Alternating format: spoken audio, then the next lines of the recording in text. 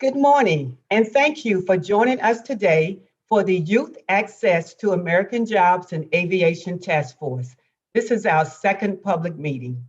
We are coming to you today on Zoom and on the FAA's YouTube, Facebook, and Twitter live streams. A video archive of the event will be available on the FAA's social media accounts after the meeting ends. Also, for any members of the public joining us on the live stream, please note that all discussions are for background only. So now I will read the Federal Advisory Committee official statement. This meeting is being held pursuant to a notice published in the Federal Register on March the 11th, 2021. The agenda for the meeting was announced in that notice, with details as set out in the agenda posted on the FAA committee website. I am the designated federal officer responsible for compliance with the Federal Advisory Committee Act, under which the meeting is scheduled and conducted. It is my responsibility to see to it that the agenda is adhered to and that accurate minutes are kept. I also have the responsibility to adjourn the meeting should I find it necessary to do so in the public interest. Only the task force members may participate in any discussions and vote on matters put to a vote by the chair. Now that I have taken care of all the formalities, let's get started. This is the first meeting since the administration change. Recognizing the importance of the task force, our new Deputy Administrator, Brad Mims, wants to take this opportunity to provide welcoming remarks. Thank you, Deputy Administrator Mims, for joining us today, and the floor is yours.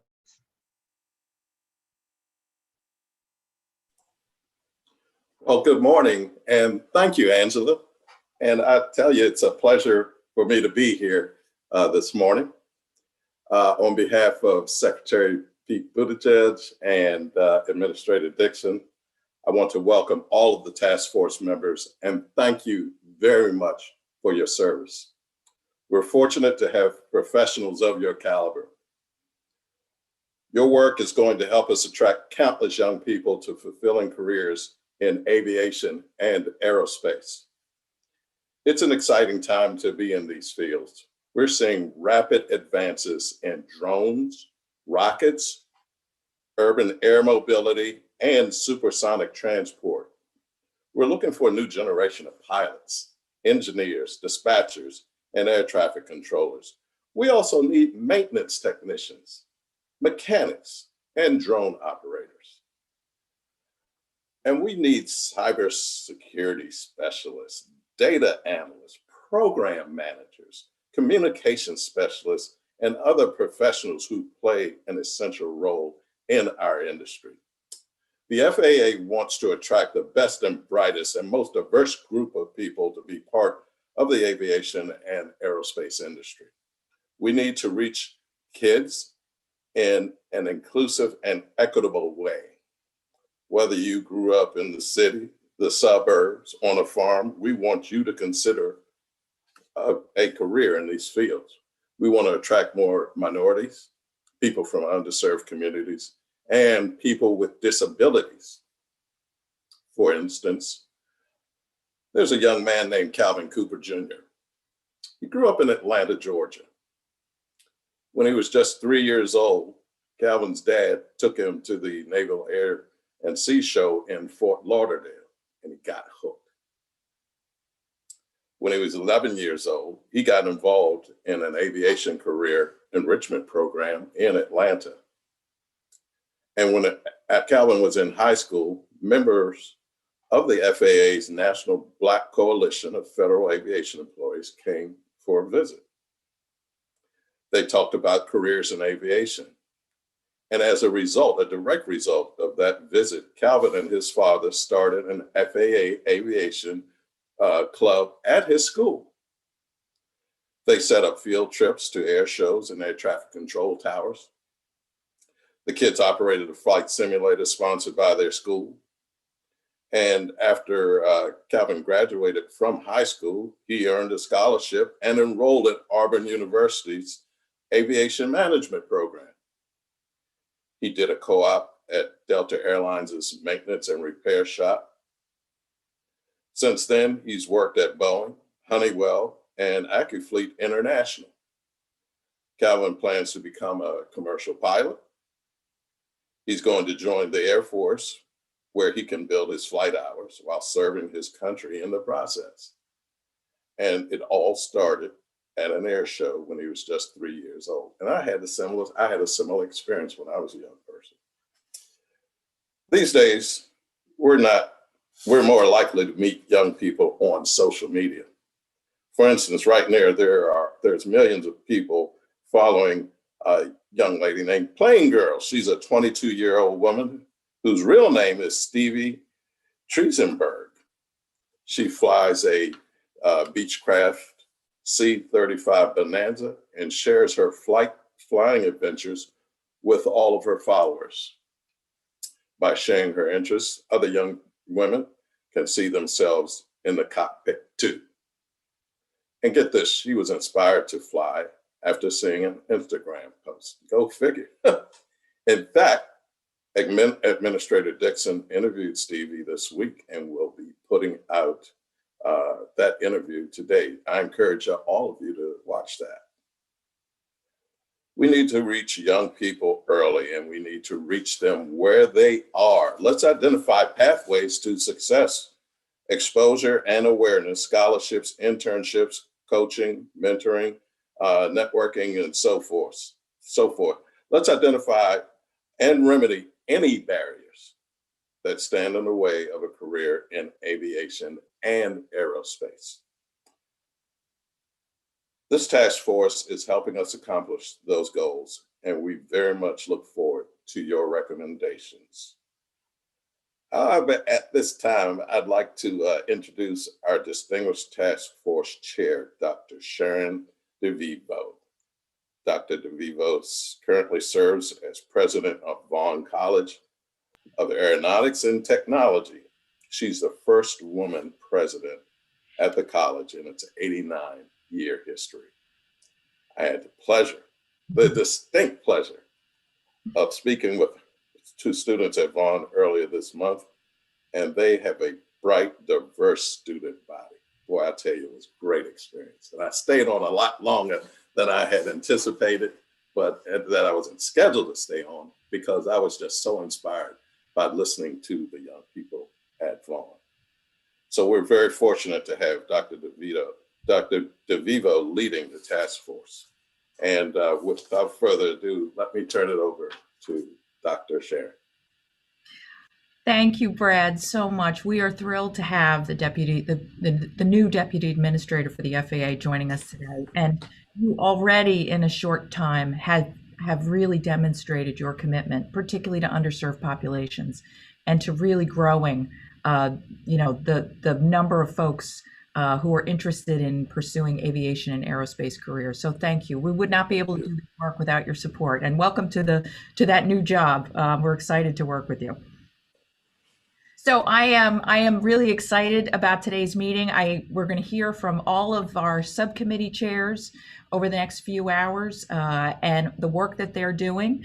We're also going to hear from the FAA's aviation education efforts nationwide, as well as 4 invited speakers who are going to cover areas about everything from Black Girls Drone to the new urban air mobility effort and electric takeoff and landing vehicles. Very exciting new effort, and how they plan to include their workforce development and demand that will also be added to this. You know, this comes at such a critical time in our nation's history. Under K through 12, pre-university students, as well as university students, have been severely impacted, particularly people of color, over the last year with the pandemic. And we've lost a year to be in schools and, run workshops and do all the things that we do as an aviation and aerospace community to reach out to young people. And so the work of this committee really comes at a critical time to be thinking about long-term, because we know it's going to be back, and it's probably going to be back with a vengeance. and the need to fill these positions and to grow the next generation of the aviation workforce is really important. You know, we have to find a way to reach young people, as Deputy Administrator Mims says, where they are, and to get them excited all along the way. Not the golden spike, as I've started to talk about it, where you hope you've planted a seed and it will grow. We have to find a way to really cultivate this long-term relationship with students at an early age to get them to our field. I know everyone on this task force believes in the transformative power of this industry to really have an impact on students and families' lives. And I am so thankful to the incredible hardworking task force members who are assembled today for the public meeting. They have been working at this since last summer and will continue to work at this. And we are really doing this public meeting so that we can hear from the public. You know, what haven't we thought of? What work do we need to consider? Where are the ideas that we really need to include in terms of our recommendations and our thinking? I'd also really like to thank the FAA team who have been supporting us, including Angela Anderson, Twee Cooper, Aaliyah Duckett, all the subject matter experts who are serving on our FAA subcommittees. I know they've been a tremendous help. And our technical support today, Lindsay Aronson, Steve Custer, Leslie Welch, and Jack Fino. All right, with that, let's get started with our very excited meeting. And the first order of business is to approve the minutes from our October 2020 meeting. Do I have a motion to accept the minutes from any of our task force members? A motion to accept the meeting minutes. And do I have a second? Second. All in favor? Aye. Aye. Any opposed? Any abstentions? Okay, noted in the minutes. Terrific. All right, well, we'll get started with our excellent subcommittee reports. And the way that we're going to do this, folks, is that we're going to have each of the subcommittees make their presentations, and then we will open for questions at the end. So if you could just hold your questions to the end of each presentation, that would be terrific. All right, and our first subcommittee will be the Trends Subcommittee, which is being chaired by Yvette Rose. Yvette, over to you. Thank you, Sharon. It's a pleasure to be here today. My name is Yvette Rose. I'm president of the Aero Club Foundation of Washington, and it's just been such a pleasure to serve on this task force. Before I get into our update on the Trends Subcommittee work, I really want to thank our team on the subcommittee. They have given their time and dedication and support. We view this work really in terms of our subcommittee as laying a lot of the foundation for many of the other subcommittees' work forward. So we're going to split up the duties here on our update. We're going to try to move this quickly as possible. We actually, had a lot of good information, a lot of key takeaways that we're going to update the group on. So we'll be happy to take questions at the end. But so next slide, please. So these are our subcommittee members. Again, I serve as chair. Casey Herzberg, who's Director of Engineering for Aircraft Data Fusion. Brett Levanto, Vice President of Operations for Aeronautical Repair Station Association. Sid Smith, School Counselor at Elkins Park School in Chettleham School District in Chettleham, Pennsylvania. So we had a great representation around all of the different stakeholder interests in this work. And our FAA subject matter experts who were on all of our calls, thank you so much. You really helped guide us through. James Bro and Christina Jarrett with the FAA Asset Office. Next slide, please. This was our task. We were tasked with identifying industry trends that encourage or discourage youth in the United States from pursuing careers in aviation. Quite broad, but as you'll see, we definitely broke that down into several key parts. Next slide, please. This was our subcommittee process. We met weekly. Again, thank you to our team. Couldn't have done it without you. I learned so much from all of your different interests and just what you brought to the table. I think our first inclination was to realize that we're not just the only ones with some expertise and interest in this important topic. So we felt that really reaching out personally to each of the other task force members so they could influence our work was key. And we felt an interview format would be the best way to do that. So we divided up, and all of you heard from each one of our members on the subcommittee. So thank you also for taking the time and sitting through those interviews. We decided to deconstruct some of that broad task and the questions really that help inform that task into some really core questions that underlie what trends is. You know, there's a lot in that to unpack, and you'll hear a little bit more from our other subcommittee members on what we did. But we developed a program survey, and it was really intended to go out to not only task force members, but anyone with really you know, an interest in encouraging youth and inspiring youth to pursue the career of aviation. We then also developed a survey targeted for youth, and we targeted those students post high school, post secondary, whether they went to college, university, technical, flight school. They've already determined a path for themselves, and they've already determined their interest in aviation. And that data, the data from that is going to be really compelling and interesting. So next slide, please. Little teaser there that's coming up. We clearly, I think we've discussed before, this task force is running in tandem with the Women in Aviation Advisory Board. And there is one of the subcommittees there is the understanding the problem and industry trends. So clearly there was overlap. So we felt it was key and important to ensure that we were coordinated with the Women in Aviation Board. So we reached out to Dr. Becky Ludy, who is associate professor at the University of Nebraska at Omaha, who chairs that subcommittee. She attended one of our meetings, gave us some great feedback. She is a data guru and a survey. She has a lot of expertise in that area. So she helped us sort of refine and really get to the key points that we were trying to get out of both of our surveys. And again, that youth survey is something that's going to be a compelling thing. So at this point, I'm going to turn it over to Brett to take over. All right, I got your back, Yvette. Thanks. Give me the next slide and we'll get off and running talking about our program survey a little bit. As Yvette mentioned, trends, one of the first challenges we had when the subcommittee began meeting was unpacking our task and our charge and what really trends meant in the context of assessing what's going on out in aviation with regard to the workforce.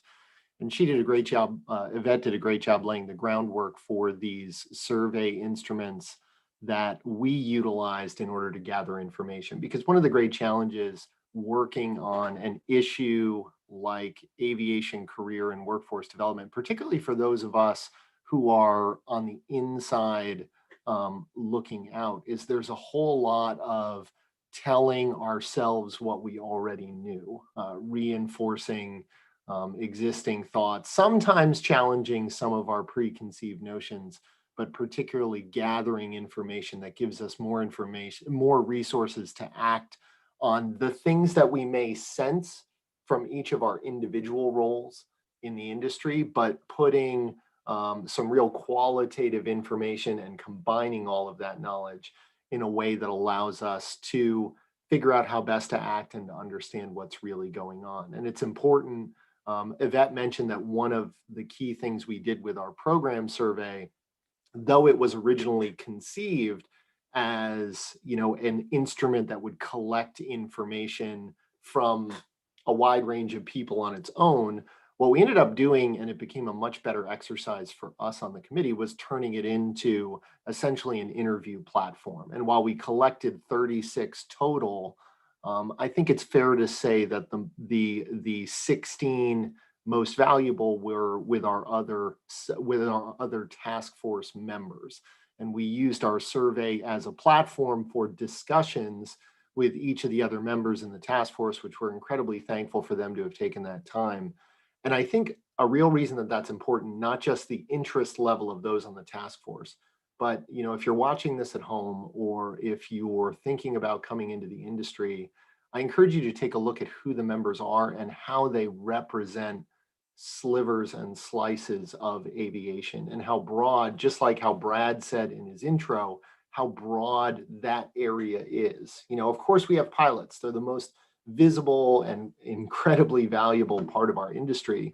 But the numbers of people and the importance of the roles that support them, from the technicians and repair stations that I work with to air traffic controllers and even, you know, executive and planning personnel who are helping to keep the system improving and moving, are really, really valuable. And there are so many pathways through aviation, and this task force represents all of them. So we use this program survey as a platform for us to gather information in these areas that you see in front of you about what's going on in the industry. And these aren't our specific questions, obviously, but these are the areas that we focused. And if you've been paying attention to aviation career development for a while, you'll see some real key kind of hot points here, particularly ages to reach young people. I think we got some really interesting feedback on that, and certainly shifted my thinking in how I approach kind of initial outreach or thinking about ages of engagement for youth. We talked about the different roles of adults in the lives of youth, teachers, guidance counselors, parents, how those impact individuals as they're considering career development. Inspiration, of course, we love inspiration in aviation, so there's going to be some of that in our discussions.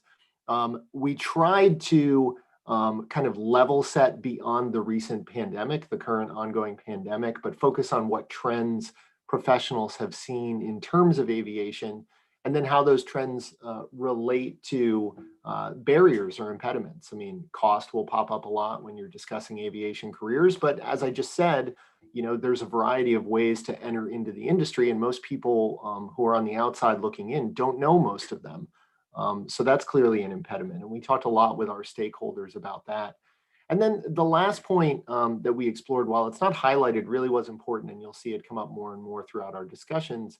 How do you track effectiveness, and how do you keep tabs on individuals who are going through certain programs? We really focused on that qualitatively as we assessed the many, I mean, we all know that there are countless programs that in, you know, contained ways provide resources for getting people into aviation careers. So on the next slide, you'll see our second survey effort. We clearly just fell in love with surveying and gathering data as we got through our program survey, and we put together what we called initially a youth survey. You'll see in a few slides why we're sticking with that, because that's what we called it, and we want to be true to what we did. But really, it's more than youth, and we found that to be really interesting as well. But as Yvette mentioned, our quote unquote youth survey was focused on individuals that had already identified in some way an interest in being in aviation, whether it was going to a technical school for skills training, or they were in an aviation program or a pilot program.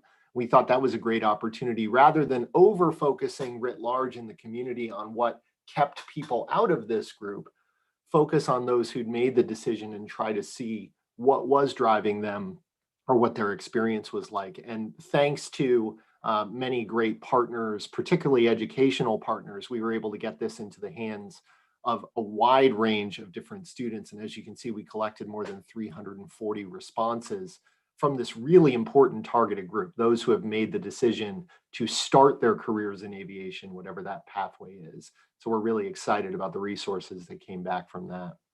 So on the beginning of the next slide, I'll tell you just a little bit about what we learned in that programmatic survey. So what I want you to focus as you're looking under that programs that work well and why heading is really the why.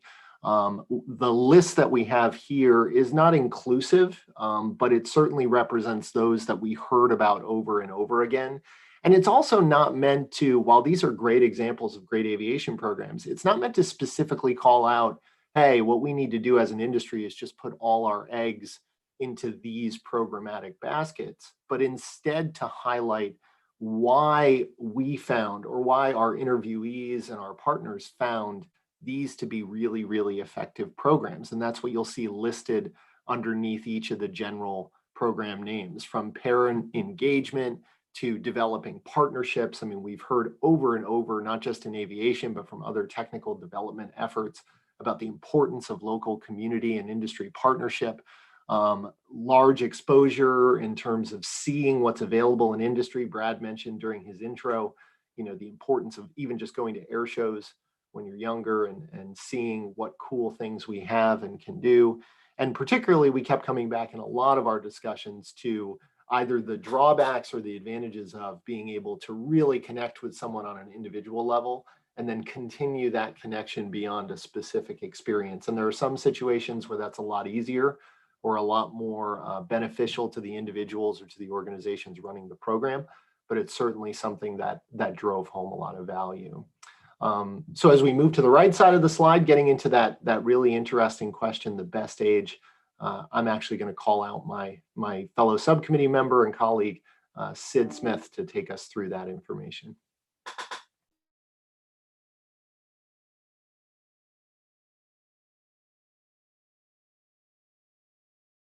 Okay. Good morning, everybody. Again, I am Sid Smith, and I am a school counselor at Elkins Park School in the Cheltenham, Pennsylvania area.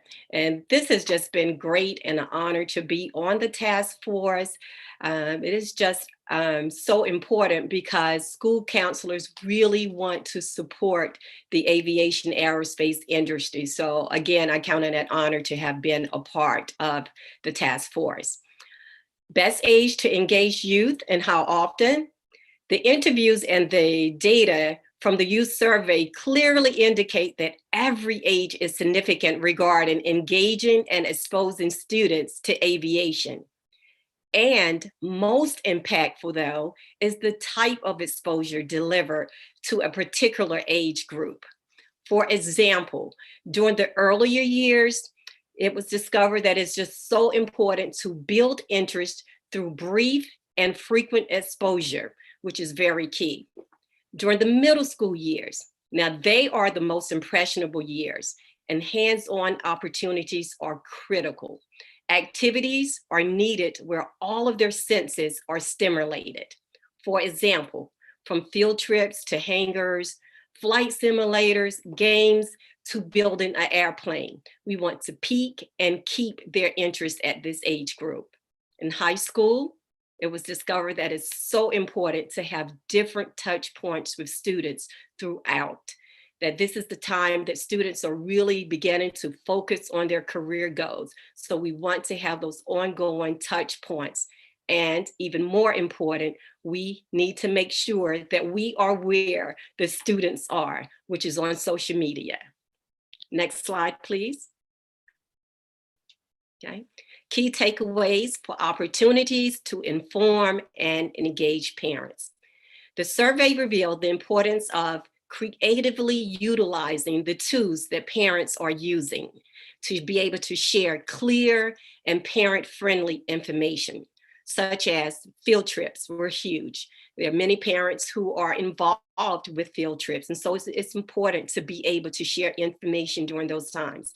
The Facebook groups, any social media influencers that Mr. Mims shared with us earlier, community and family events such as the air shows, and the college and career readiness platforms are huge. These are platforms that schools are providing for students and parents, such as Naviance, Career Zone, Career Connect, and Zello, that these tools are very important when it comes to involving parents.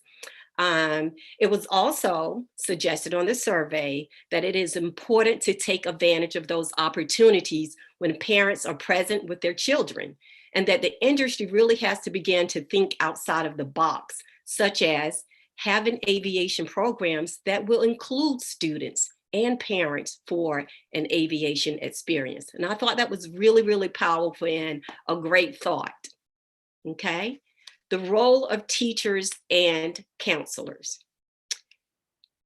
Teachers and counselors could better promote aviation career awareness if they were more knowledgeable. The teachers and counselors stressed the need to be better equipped with a knowledge base regarding the various aviation pathways of the industry. They just don't feel as if they really have enough understanding and background. So they feel that this can be done through professional development. being able to have more of a train the teacher concept, such as maybe an aviation summer camp for teachers. Opportunities for consortiums of colleges with aviation programs to invite counselors to visit their universities and colleges. Career fairs are huge.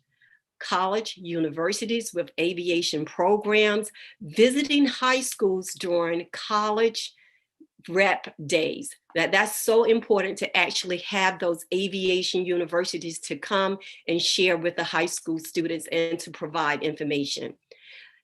It's also important that teachers and counselors promote foundation of math and critical thinking skills.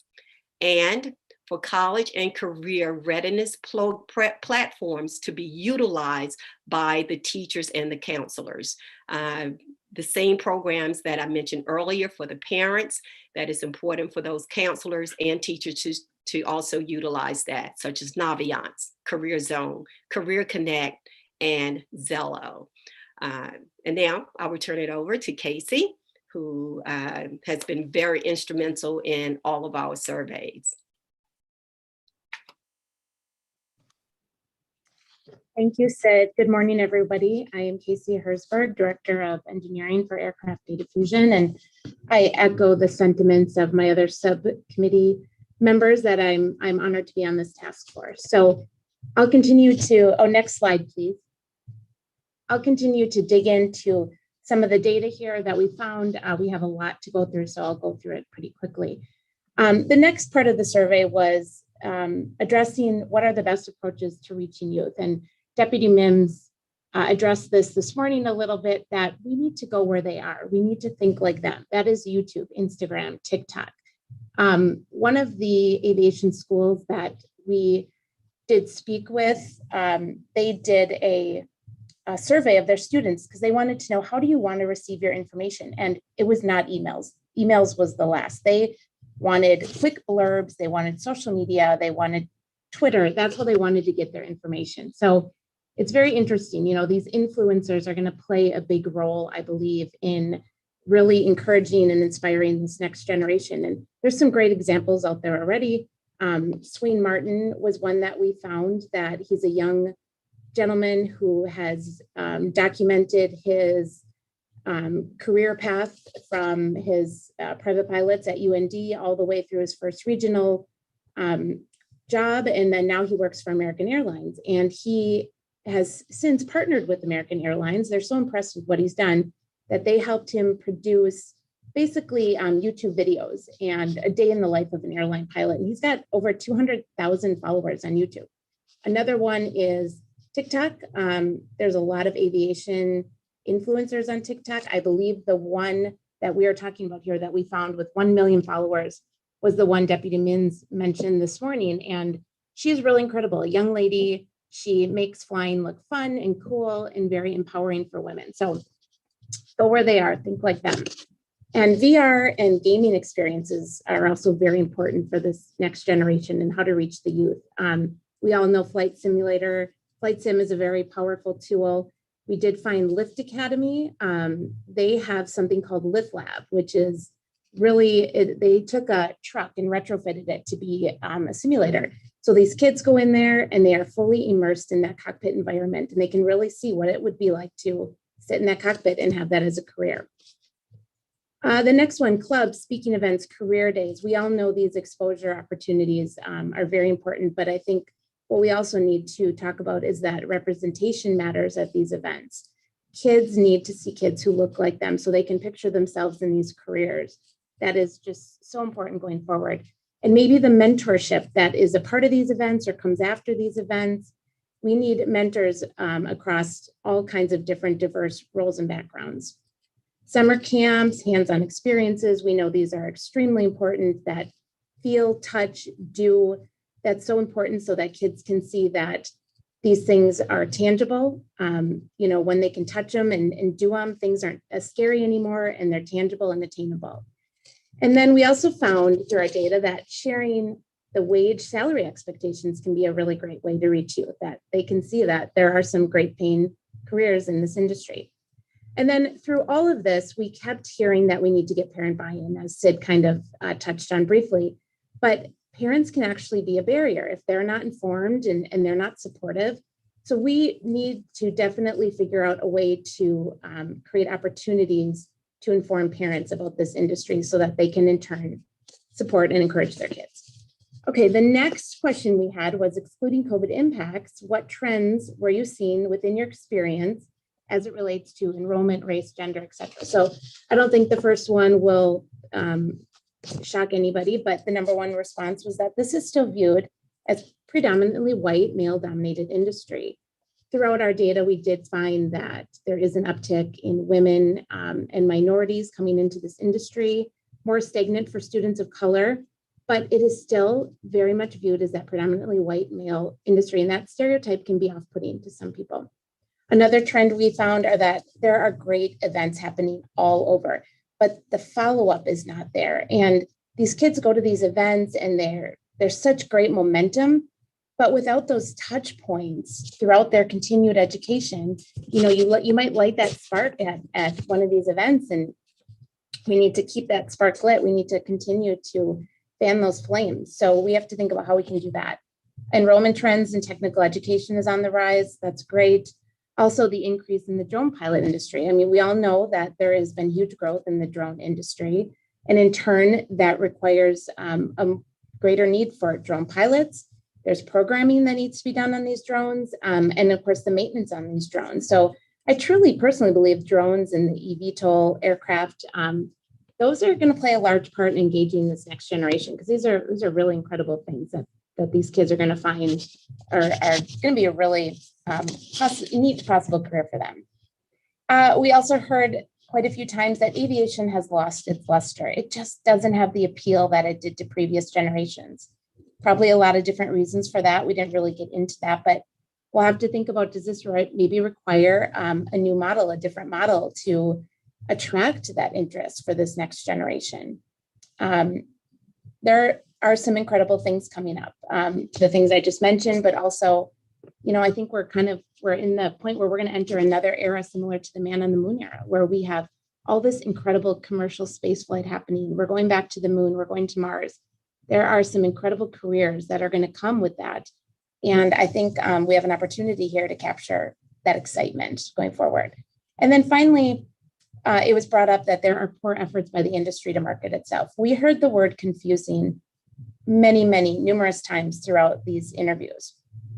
There is no one-stop shop. There is too much disparate info. There's no simple pathway. We all know this. One response was, does aviation take a backseat to STEM? STEM careers are on the rise. Are we losing interest for aviation because of that? So we do need to really look at that and how can we better incorporate aviation into the STEM curriculum. Next slide, please. The next question we asked was about impediments. What do you see as impediments to reaching young people, and why is aviation, aerospace not considered always as a career choice? Number one, won't surprise you, cost, or the perceived cost, right? There is definitely a very high cost of entry when you're talking about the piloting, the cockpit portion of this industry. But of course, there's other pathways that are incredible, that do not require that high cost of entry. That's something we need to get out there a little better. Connect the dots piece is missing, right? No defined career pathways, or maybe not as clear as they could be, and not always easy to find. And there's a lot of varied entry points, whether you go through college or a flight school or the military. Lack of awareness of aviation careers and that it seems unattainable was brought up a lot as an impediment. Is that due to the cost stereotype? Is that maybe due to a lot of kids see this as it's hard work. So, there's things like that to think about. And then next, the personal responsibility and accountability of entry into and throughout the career. And that was really dealing with the personal health aspect, and you got to keep your medical. There's a high responsibility for the safety of others, and maybe that burden of the government oversight of your health and your medicals. But there was an interesting one-off conversation from a former dean of aviation, and this was not the first time that I have heard this, but she said she was losing a lot, like a very high amount of kids who could not pass their medical due to being on ADHD meds. And that was very interesting. I had heard that before as well. We all know, I'm not going to quote statistics, but they're out there, that there's been a huge increase in the number of students and even adults who have been put on ADHD meds over the last 15 years. So, is there a medical labeling issue? This professor was very concerned that, are we creating our own pilot shortage? She really felt that this was something that needed to be looked into, because this is possibly something that could sneak up on us. So that was an interesting piece of the conversation. The next one was aligning resources or collaborating among all the programs. We've heard many times, and we all know there are pockets of greatness all over, but it's very siloed. We do need better collaboration, and that's exactly what we're all here to work on. And the next two, lack of representation and parent buy-in. That ties back to what I had mentioned on the previous slide, but those are impediments, right? Kids need to be able to see themselves in these careers. Parents do also, and we need that parent buy-in because they are a huge support system for the most part for these kids. And then another impediment, again, is there possibly an overfocus on STEM? Could we be excluding students who necessarily don't have that STEM focus? We still need those critical thinkers and those problem solvers. And just because you don't have an interest in STEM, does that mean you're not thinking about an aviation career? So again, how to introduce that better into the STEM curriculum and combine that. I know we're going to be talking more about that this afternoon. And then over on the right, the tracking program and measuring success, that was just asking, how do they track and do they measure success? And I don't think any of this will be shocking. The high school and beyond programs do have better success in tracking, as Sid mentioned, with the Naviance and the career readiness software. Apprenticeship pathways in the military, they're pretty well tracked. Even competition scholarship recipients can be pretty well tracked. But what we don't have are tracking by these youth programs. We have all these great youth programs. We just don't really know how well they really worked. What lit the spark? There's just so much there. It's limited on what you can store and track due to confidentiality. So there's really no way yet to track youth programs. There have been studies done where you follow up, but that's a lot of work and that's time intensive. Next slide, please. And finally, Brett did a quick intro to our youth survey. This was really great. I'm so glad we ended up doing this. And as Brett touched on, we actually joked that this should have been called a student survey because there were really students of all ages, which Brett will go into next, but we had students in their 30s, 40s, and even 50s who completed our survey. So this was sent out to all post-secondary students with the aviation-focused career path. It was just a natural progression from the survey we did with the industry stakeholders. But we decided we really wanted to hear from the students themselves, and I'm so glad we did. We narrowed it down to just 4 questions. And the first question here that I will take was, what was it that inspired you to pursue a career in aviation/aerospace? Number 1 won't be shocking. It was an immediate family member or relative or a friend working in the aviation industry. It's, of course, that built-in exposure, that easy access. That's great. When you have that, it's great. But there are so many kids who don't have that. Number 2 was airplanes. You can see some of the quotes over there. So many quotes about they got into this industry just because airplanes absolutely inspire them. I think everyone on this task force can probably say that feat of engineering has awed and inspired us at some point, obviously. Opportunity to travel, good paying career. These were very attractive to these students and why they got into this industry. We do know that this next generation, they do travel more than any other generation before. Statistically, they're starting families a little later. So this industry can be very attractive to people like that. And then finally, we did hear quite often that if you like working on cars, that is what actually got you into probably the maintenance side of aviation. That it's very similar to working on cars, but bigger and better. So I will turn the next couple slides over to Brett. Next slide, please.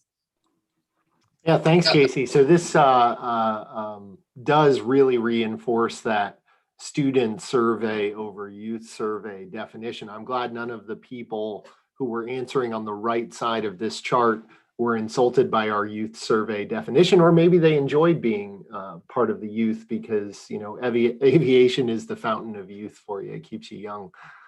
This is a continued reinforcement of a point that we've made a couple of times about that while we would all agree that you want to introduce aviation concepts to students as young as possible, which is the common answer to the what age is appropriate for engagement, as you've seen and as Sid talked about, we've learned that yes, as young as possible is a great concept, but it's really more important to think about at what ages you engage in different ways, and different individuals are thinking about potential careers or just interest in topics and how you take advantage of them. And our content regarding those different areas of youth development, I think, is really, really important. This data point really struck us from the quote unquote youth survey. And it was the question that's being represented here is, at what age did you become interested in aviation? And so you can see that there are a couple of answers that stretch all the way out into 49 and 50, which is great. I mean, we talk about lifelong learning all the time, but particularly those two standout points at 10 and 18. And we've talked a lot about those kind of modal numbers in our subcommittee, and thinking about the idea that you engage differently at different ages and people are thinking in different ways at different ages. This is a really interesting point because it's almost like we have two flows of career development that are being seen here. The first is the youth go to an air show, look up at an airplane, live near an airport and think it's really cool, or get into some kind of technical interest and be able to parlay it into aviation skills, which is a lot of opportunity that we can talk about. The second is much more career focused. You are either leaving high school and thinking about what you're actually going to do gainfully with your life, or maybe you're in a military career or some kind of technical field that introduces you to aviation. It becomes much more of a professional passion that you pursue. What we see here is really reinforcing that, yes, of course, we want to introduce, quote, legitimate youth to aviation as early as possible. But our challenge is to understand at different points in people's lives, different turning points, when aviation can become a really salient opportunity for them to develop, a personal passion, but also, a fulfilling career that can flow in a lot of different ways. And so as we continue exploring the data we got back from these quote unquote youth, you can go to the next slide, which is about teachers and counselors, and I'll turn it over to our resident counselor, Sid.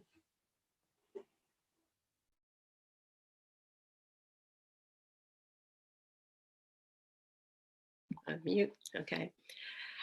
Again, as other committee members have shared, this survey was just so informative, and I'm really glad that we took the opportunity to have a separate survey for the youth. So the role of high school teachers and counselors. The details that I shared earlier in the prior survey are in alignment with the youth survey. More classes related to aviation came up over and over, where there are high schools that are doing a fantastic job in having aviation classes and programs. Is not enough. The industry definitely needs to market more so that there are more aviation classes in high school programs.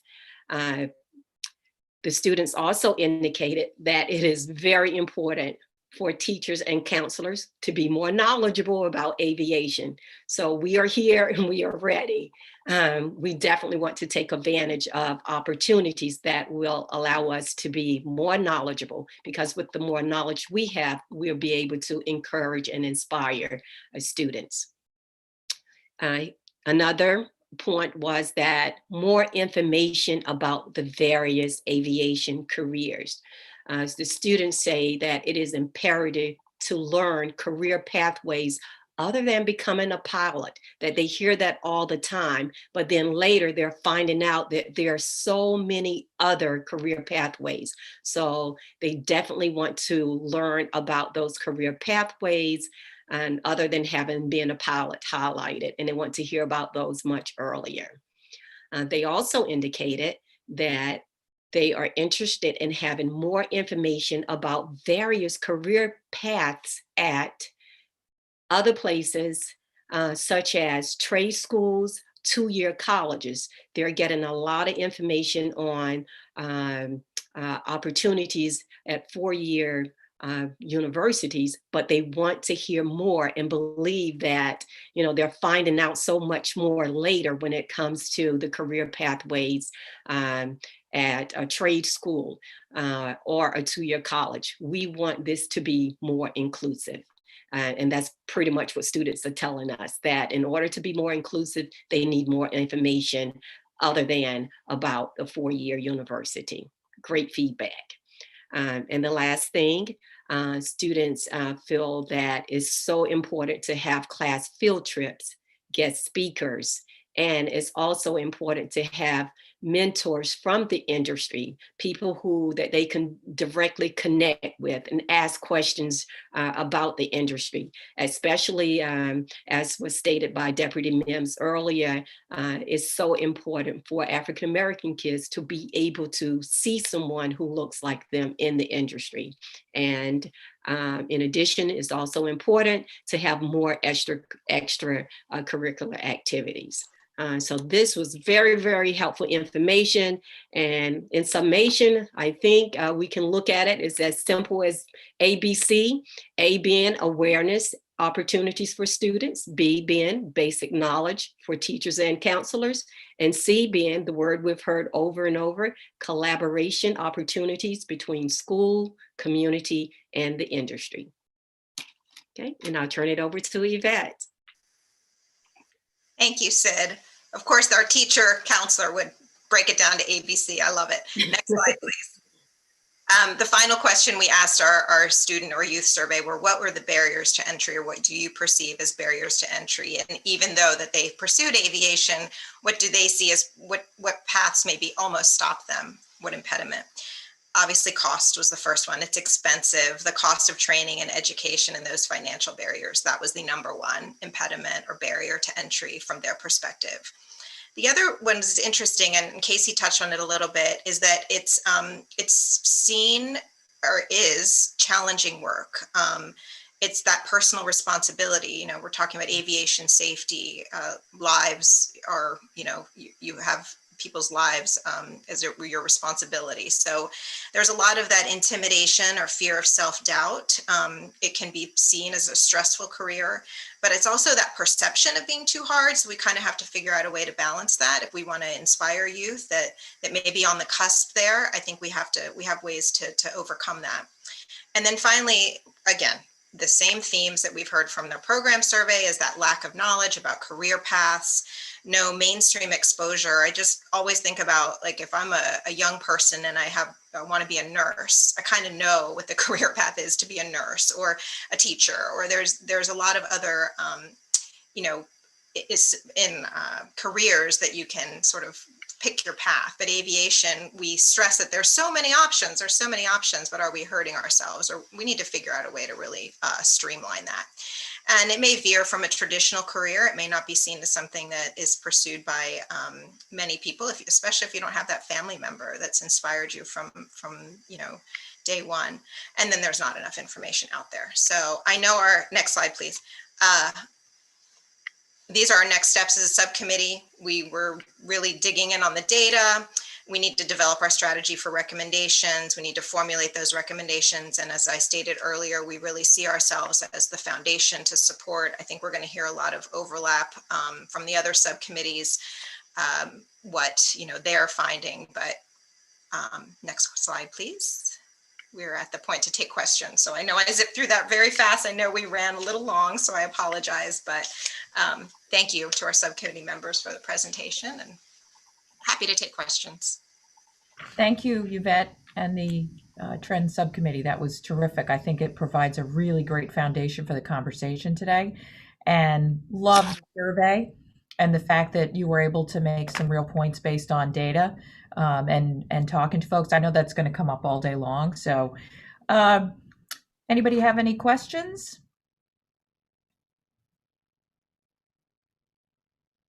Maybe I could ask a quick one. Yvette, any industries that you as a subcommittee have looked at that you think have gotten this right, that we could model ourselves after, or places you want to go look at that you think we might learn from? Yeah, I don't remember if this came up on our last public meeting, but especially with our potential to be over focusing on STEM, you know, the engineering field and that tryengineering.org site that's really, really, you know, encapsulated. And when I go to college tours with, you know, my own kids, it's like, what do you want to major in? Engineering. And so I think that somehow they did it right. And that's a big field too. There's so many types of engineers. So that kind of came to mind in some of our discussions. Terrific. I don't know what we can learn from that. Tryaviation.org. I don't know. Anybody else? Hi, quick question. I think all of us were equally enlightened with that slide that showed the two age groups that were most likely to develop that interest in aviation, age 10 and age 18. I think that should sort of attract us all like a light for where we be focusing our energies.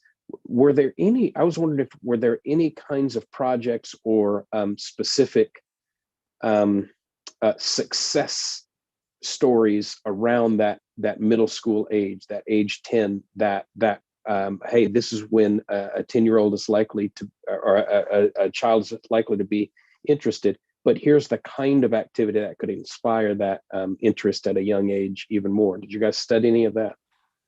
So I'll share, Joel, just from one of the programmatic interviews with one of our task force members, who I'll allow to join the discussion if they want to. Their child had attended year over year an aviation camp hosted by the U.S. Navy, which obviously has some advantages built into it, but it was a milestone event in their year each year that they kept going back to. And the reason why, in my understanding of discussing it, was the immersiveness of the experience. So the facility in Florida is actually built like an aircraft carrier, laid out like an aircraft carrier. And when you came into it, you spent your time there progressing through different quote unquote jobs and experiences in the naval aviation environment. And that immersiveness, that of course is designed by the military as a recruiting tool, which of course it should be, because you've had that experience year over year, and you're likely to want to pursue, you know, a military aviation career because of it. But that immersiveness was really, really powerful. And you can imagine even just putting yourself back into the shoes of a 10, 11, 12-year-old and into high school, you know, how powerful that would be when you're thinking about immersing yourself, you know, into a world beyond, you know, middle or high school. Terrific. Thanks, I appreciate that. Okay. And I can add to that, as a school counselor who has the honor of working with 10-year-olds every day. That's a very, very unique age. 10-year-olds are really soaking it all up and soaking it in. It's a very exciting age. And so it's such a good age to really expose kids. It's a great age. Again, they are eager to learn. They're eager to learn about different careers. And a lot of times they are able to comprehend far more than we give them credit for. So I am not surprised at all. That's terrific insight. Thank you, Sid. Okay, terrific. Thank you very much to the Trends Subcommittee. Great job. All right, moving on. Joey Colleran, who's the chair of our subcommittee on awareness building. Over to you, Joey. Thank you, Sharon. Hello, everybody. I'm very excited to be here, honored to serve on this task force with everyone, and especially this awareness building committee. We've been working hard and really excited to dive into the Trends subcommittee's surveys and take our stuff where we've started and really take it to the next level. It's exciting for me to hear all the awareness that needs to happen that y'all found in your Trends surveys. So next slide, please. All right, members of this committee are Stacy Bechtel. She's the president and founder of the Aerospace Education Resource Organization. Myself, I'm the Director of Customer Success here at Redbird Flight Simulations, and I also serve on the University Aviation Association's board. Whitney Dix, she is Manager of Dispatch Training at Southwest Airlines. Jennifer Henderson, she's an Engineering Test Pilot, Chief Pilot of 737 at Boeing. And Amy Voss, Regional Training Manager at Cirrus. Our FAA subject matter experts are Chris Sharp and Robin Mulinga. They've both been super helpful and really insightful as well to our efforts and just really providing us feedback and direction. So we appreciate their efforts and continue, they'll continue to support us as well. Next slide, please. All right, so our charge was to consider how the administration, air carriers, aircraft, power plant, and avionics manufacturers, aircraft repair stations, and other aviation stakeholders can coordinate efforts to support youth in pursuing aviation careers. We were given 3 questions to really dive into how to develop that. We are further along in our research in a few of these questions than others, but what we'll do today is Whitney and Amy are going to talk about each one of these and the research that they have done. And unfortunately, Stacy and Jen aren't with us today, but they've also contributed greatly. And so we will start with question number 1, which is how are the FAA, employers, nonprofits, and others currently involved in workforce development? We'll go ahead and skip on over to the next slide where Amy will take this and give our key takeaways.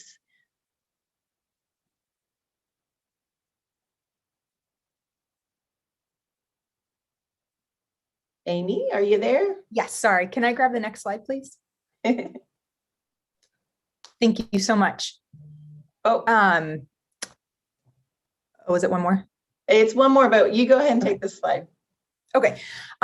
So we broke our subcommittee out further into other subcommittees, I suppose, or we each kind of took a portion of the work and individually, or Jennifer and myself are working on one team. We developed questions for ourselves that we can dive deeper into to support answering the 3 questions that were outlined on the last slide. And our methodology is to interview stakeholders. So for example, Jennifer and I are interviewing 2 groups of people. We're very much similar to the trends subcommittee. We're interviewing both young people and those involved in the hiring process or the development of like new jobs in aviation careers. I think more in the coming weeks as we continue to meet on a weekly basis, we'll hopefully also involve some of the other subcommittees, which that seems like a really exciting way to kind of round out all of our collective knowledge, since there is so much overlap between all of our groups, which is also, I find the overlap frankly very exciting, because I think it all means that we're really on to something when so many of the information kind of repeats itself. We've actually talked, back to Yvette's point too, we've actually talked a lot about the Tri Engineering website and how great that is as a kind of an example.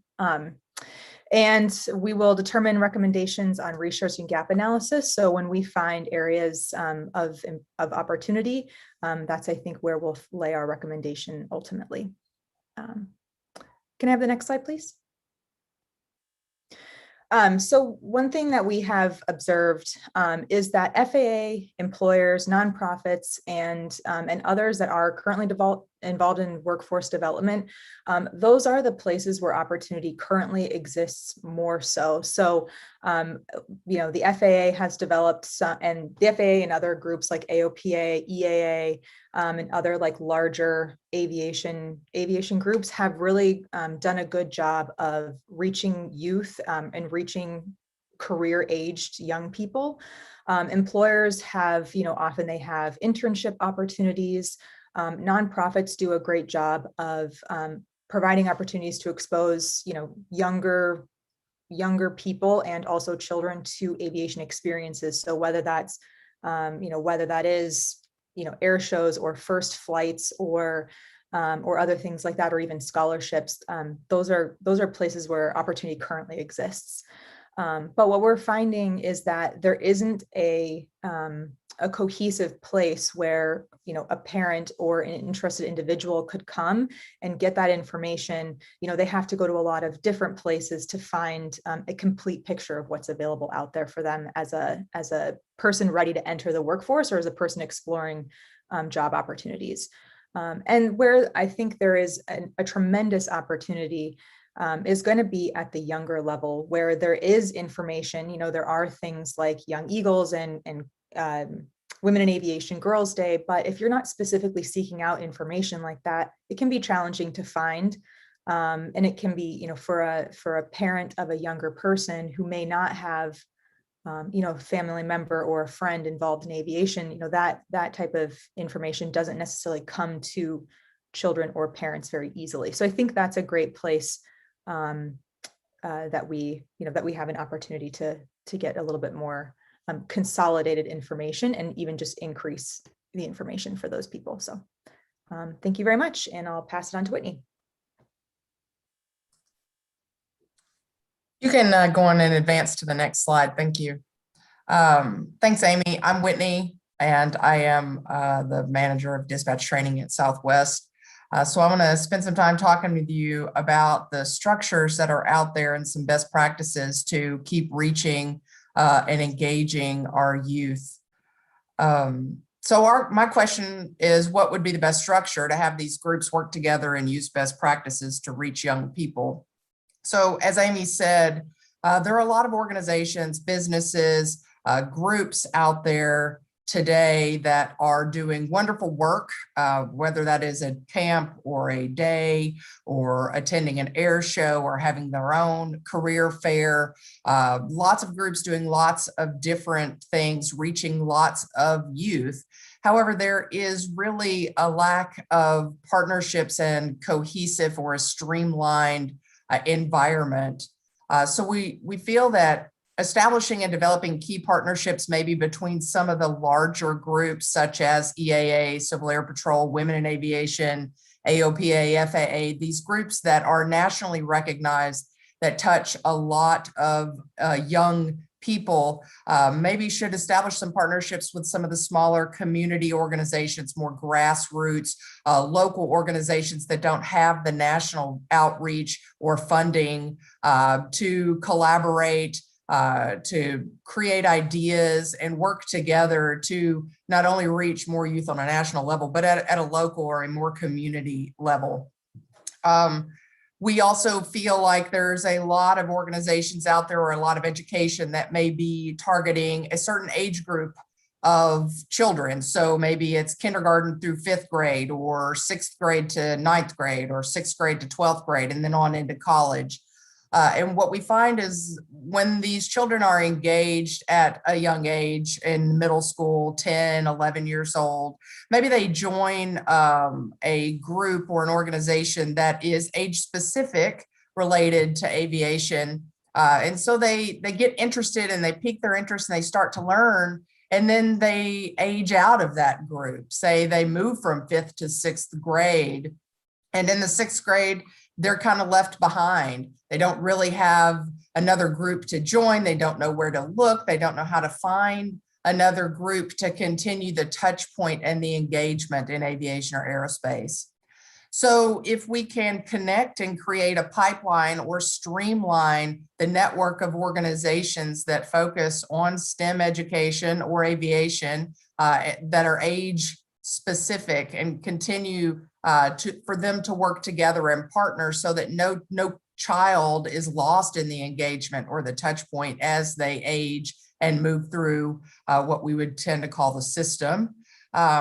So if we can create those partnerships, develop them as far as business and organizations, along with partnering with the STEM and education groups, we feel like building that awareness and keeping that touch point from a young age on up is really key to awareness building as far as our subcommittee goes.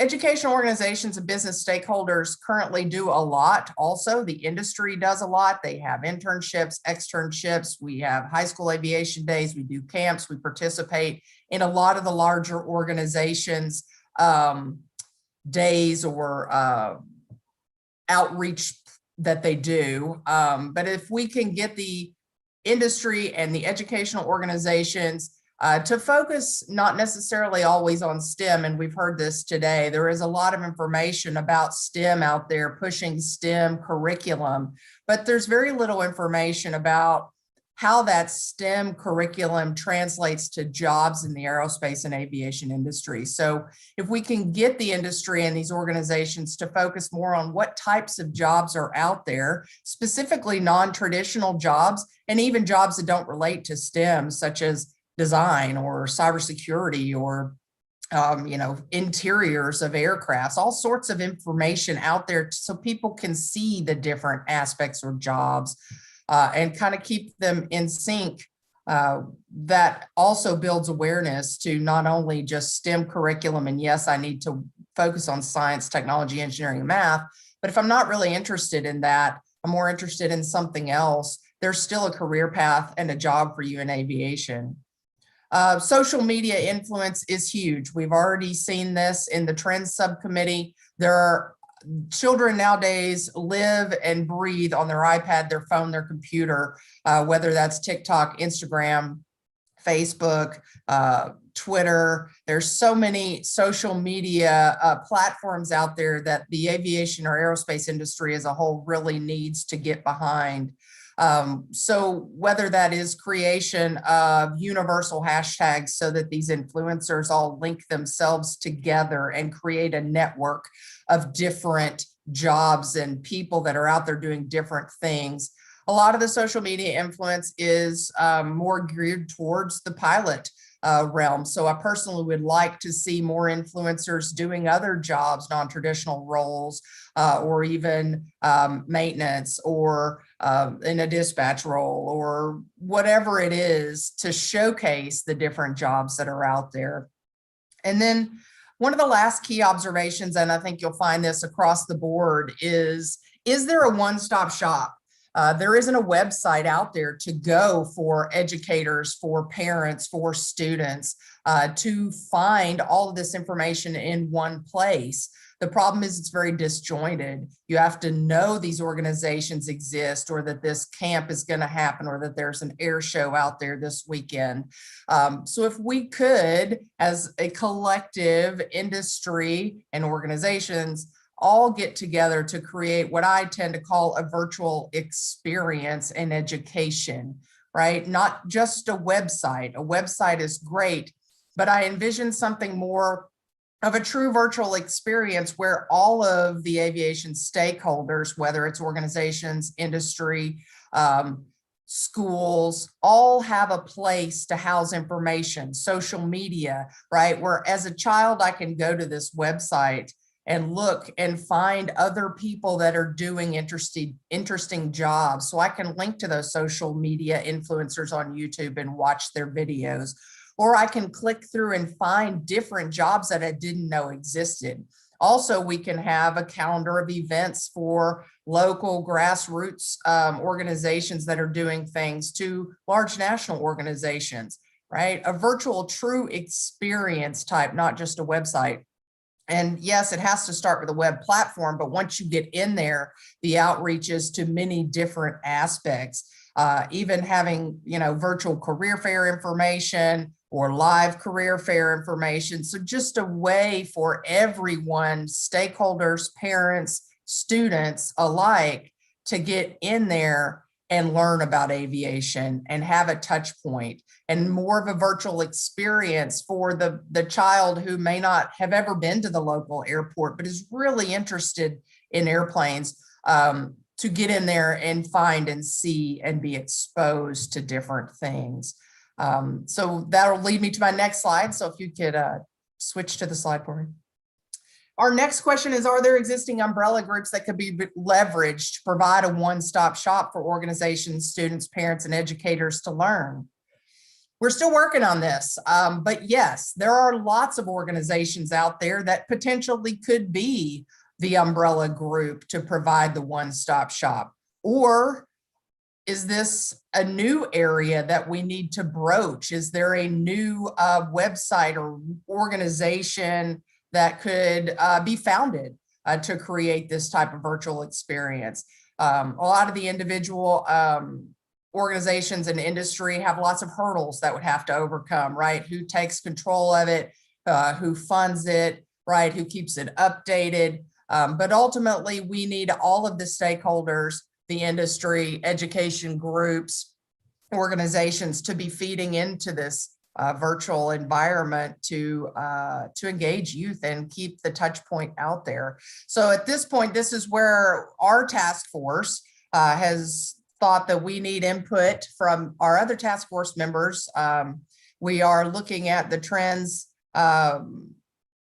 survey, and we know we will definitely use that to create recommendations on awareness, but we'd really like your feedback on umbrella groups, who's out there, who's willing to take it. How do we even start or broach the subject of a virtual experience that launches into so many different avenues and aspects?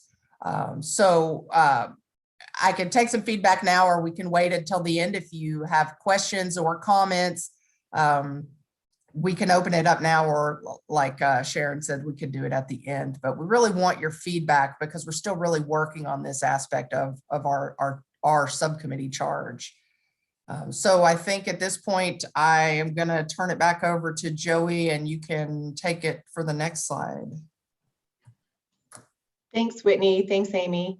So yes, so our next steps that we are going to be doing are applying the Trends Subcommittee survey results to our tasks. As y'all all heard, they've done some awesome research that we will really be able to take to the next level and see, you know, how do we actually get this awareness, not just to the kids who need to know and understand all the opportunities in the aviation and aerospace, but the counselors and the parents. And so we are really excited to see both their surveys and dig into those.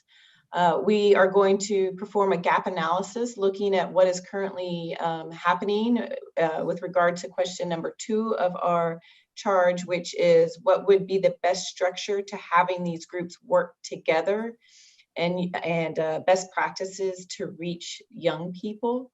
So we're going to look at what is happening and really where from the data, where do we think and recommend make recommendations as to what could be done.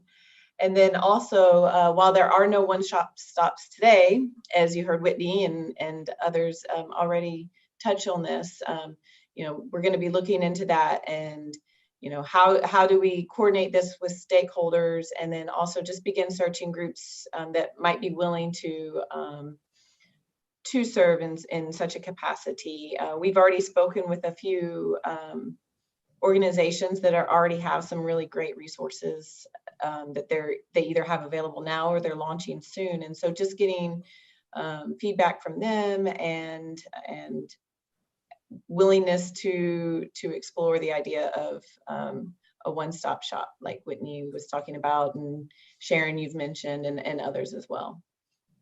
And I think that is our last slide. Terrific job. Thank you very much to the Joey and the subcommittee members. Really awesome. I love this idea that the website, Whitney, to your point, is more than just a bulletin board, right? That it's a place where we can, you know, you can get plugged into your local aviation and aerospace opportunities and have this constant way to be fed, right? You know, and then you get into this whole tracking issue, right? Which has been a challenge on the education side, right? With this idea of tracking students from K through 12 into higher ed, and there's been real pushback for good reason, you know, about privacy and those kind of concerns. But if we had some kind of opt-in, right, that, you know, if you provide us with your email address and your age, or age range, we promise to stick with you, right? That kind of idea. And also tying influencers into, yeah, go ahead, Whitney. Absolutely. I feel like the tracking aspect too lends itself to also opening up to mentoring and coaching. You come through, you say, hey, I did this. I went through this. Let me give back and be a part of this virtual world and be a mentor and a coach and provide, speak at schools or virtual career fairs, which also will help us in the tracking aspect of who actually went through a program and stayed in the industry. Yeah, and I love this idea of showcasing different careers, right? Flight might be the way that we hook you in initially, but it can't be the only way that we talk about who we are as an industry, right? So, well, and I think that some of our presenters today will talk about some of the really exciting parts of our industry, that to the trends survey where maybe aviation is lacking some luster. These folks are really bringing it to the future, and jobs that we didn't even think about 10 years ago. So the awareness of not only what our traditional industry is, but the future is really exciting. Yeah, great point. Other task force members, questions for awareness building or comments? I just want to highlight for Whitney and the team on the feedback request that we spoke with the Air and Space Museum, the Smithsonian Air and Space Museum, about a product they're working on with Google that would be a bit of an aggregator, but its purpose is to be a one-stop shop for information about aviation programs, camps, resources, things like that. And it's still in the development phase, but it might be an incredible tool. So we can help, I would think, with that connection for you. Absolutely, Brett. We did also speak with them and had a presentation by her, and it is a great start, and maybe they're definitely beginning something there. It's just going to require a lot of work by everybody in the industry, all of the stakeholders to feed it. It's an if you build it, they will come spirit, right. Which I can absolutely, but it is a great start for sure. Yeah, this is the challenge, right? If we want to grow best practices, we need it to be more than a bulletin board, right? We need people to take the information and evaluate it, have programs provide outcomes, what worked, what didn't work, so that we're constantly moving the ball forward. Yeah, it's a big undertaking. Well, this is terrific. I love that and if after the fact, if any of our task force members have ideas for the committee about who they should talk to about the hosting or contributing to this one-stop shop, please reach out to Joey. That's awesome. Thanks, Sharon. And we do have a list of some of the folks we've already reached out to, but definitely want everybody's input, because that's to Whitney's bullet point. We want y'all's feedback, because we feel like that would just be short-sighted if we didn't have everybody chiming into what we're doing. Hey, Sharon and Joey, I just thought of something as I digested the great presentation. You talked about this opt-in of getting, student information to some degree. I mean, is there a way, I'm just thinking from my college days of, FERPA, and, you had the sheet, and they a student would put down who could get their information and that kind of thing. Have we looked really into that in detail so that we can understand this track, how do we track a student, from like what Joel said in the trends committee, from a 10-year-old who's went to an air show or whatever, and they're kind of tracking through this aviation pipeline. Just kind of curious if there's a way to get that information, maybe easily or put it in a database that could be used in a way that helps that person ultimately find a school and a career, into an aviation job. I mean, at the college level, right? You have to have a student, you're allowed to release directory information without asking permission. Anything beyond that, you have to get the student's permission. A student can always say to us, you can't release even my directory information, which is like name and address kind of idea. At the K through 12 level, I believe it's parents who have to allow that kind of sharing. And some sites like Facebook won't allow under a certain age to create an account, right? We'd have to have parent permission. in order to grab a 10-year-old's email address or mom and dad's email address kind of idea. So we might be able to get to, it would be one way, right? It might be directory information that we could get, but it wouldn't necessarily tell us whether or not they were interested in aviation or anything. It would be harder. It would be hard. Not at the college level. The college level will be pretty easy, but at the K through 12, I think it's more of a challenge. Did somebody want to say something? That was me. Well, as many of you know, the Aerostar Avion Institute, which is the nonprofit that I founded, really specializes in K through 12 aviation talent pipeline development. At kindergarten, we start to be able to expose young people. 5th through 8th grade, we do exploration for careers, and then in high school, we actually start training. So we have tracked kids from 5th grade all the way through now college. And we started tracking in 2012 with juniors. And when we launched our, we realized very early on some of the things that we saw in the Trends Committee report that we needed to start a lot younger. So through a partnership with the Boeing Company, we actually launched our 5th through 8th grade programs, which allowed us then to start tracking 5th graders to go right into our high school programs. So while we're not fully a one-stop shop, since we don't offer flight training, when we don't offer aircraft maintenance training, we are a one-stop shop for the Chicagoland area when it comes to aviation programs, mentors, experiential learning opportunities, virtual learning, resumes, scholarships. I mean, we do it all for our kids. And I think this is going to, I know Ralph is going to talk about it in our presentation, but what we have really come up with as a mitigation factor is to be able to see the importance of the regional pipeline connections with local corporations and local organizations. For example, here in Chicago, Ryan and I are working together now with Joel, who's just coming to Chicago. We work with the FAA Great Lakes region, but Aerostar still really is the glue when it comes to the K through 12 pipeline, because we know where to send the kids, which one is up next for an internship, which one is more looking towards a pilot pathway or just going into airport operations. But that's because we have an organic network at the local level. And so to Joey's point earlier, and Whitney, there has to be a way to connect industry and the larger aviation organizations like the EAA, like AOPA, like Women in Aviation, who we all partner with and have done work with on a more formal level, so that we now know as Aerostar, okay, I had a kid do Girls in Aviation Day. I had that same kid went to AOPA camp. Our instructors went to the National STEM Educator Conference. Like, we can track all of the aviation interaction within our local network. And if we create those kind of ecosystems for the aviation talent pipeline around the country, I think it will be a game changer.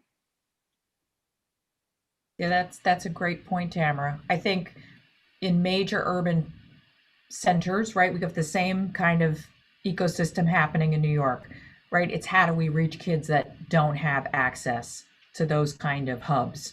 And that's where a one-stop online presence would connect, would make the web larger. And I'm using web in the spider web kind of idea, right? Not the web, World Wide Web. But I wanna challenge the idea that kids in urban areas and urban centers have access to careers in aviation, because I grew up in an urban area and I didn't have access to careers in aviation or a pathway. I had to make one for myself. And so I think a lot of times we get into the idea that when we have big cities, we have a lot more resources to be able, for the kids to take advantage of. But what I believe has been discovered on the Trends Committee and even in the Awareness Committee is that there's a huge differential between the number one identifier if somebody wants to go into a career in aviation was having a family member or someone close to you in the aviation industry. Right. Well, guess what? In a lot of communities where we need diversity and inclusion, that doesn't exist. Yeah. I never met another person in the aviation industry until I was 17 years old. And that was my father working for American Airlines at O'Hare. So, I mean, there's a lot of assumptions that we tend to make when we look at what access really means. But access with opportunity, I think, is what we're all talking about with regard to collectively making the connections for the aviation community ecosystem. Absolutely. Anybody else before we take a break? Yeah, I would also say, oh, sorry. We can duke it out. Go ahead, Amy, you start, I'll go after you. I would say also just, you know, in tandem with that, sometimes in large urban areas, there's just, you know, there are also more things. So sometimes it's hard to like cancel out all the noise and find what you're really looking for. I've found that challenging in a lot of different ways living in, you know, I live in Chicago as well. And as such a large urban area, there's just a lot. And so really like narrowing it down for people so that, you know, if they're looking for something, particularly if they're not in an area of easy access or they're, you know, they're in a less developed or like a less, you know, area where they might encounter somebody more naturally, you know, having a very targeted and pointed way to reach these people is going to be very important. Go ahead, Nancy. Sure. And Joey, thank you for you and your subcommittee's work on this. You know, when we're talking about this one-stop shop idea, you'll see, I'm not going to give it away, you know, coming attractions when our subcommittee presents, but we have done our own research and work, and we're looking at this as well. So Ryan, I'm sure you've already thought of this, but I think having our two subcommittees have a meeting of the minds, taking some of the stuff we've talked about with our own one-stop shop and, you know, coming together, I think will be really, really meaningful going forward, because I think we can all agree that and then of course the tracking mechanism are all going to be big pieces here. So again, Joey, thank you. Great work with your subcommittee. We're excited to join forces. This is Whitney. I just have one more real quick thought about what Tamara said about urban versus rural areas. So I live and work in a very large metroplex with a lot of aviation resources. So in Dallas, I feel like there's a lot of resources out there, but yes, there are still a lot of children out there that have no idea how to get those resources or to learn about it. You know, also, and the same can be said for someone who lives in a very rural environment. I mean, like I grew up in the middle of Kentucky. There wasn't a lot of resources as far as aviation goes, except the local people who flew at the airport. So whether you're talking about resources availability in a metroplex area or in a rural area, creating some type of virtual experience that at least allows all those resources to be pooled, somebody who sits there in front of a computer can find those resources either in an urban or a rural environment. And I think that's really where we're looking at and what we're looking towards trying to do is take the kid who's sitting in the middle of the city who doesn't know how to find the resources, even though the resources are there, and then also connecting to those people in rural areas that don't know it. And I think that one-stop shop, we talk about spider web, virtual experience, whatever it is a uniform way to do that. Terrific. Okay, we're going to take a bio break. So we'll take 10 minutes, if everybody could be back in roughly 10 minutes, and we'll hear from the funding subcommittee and expanded pathways.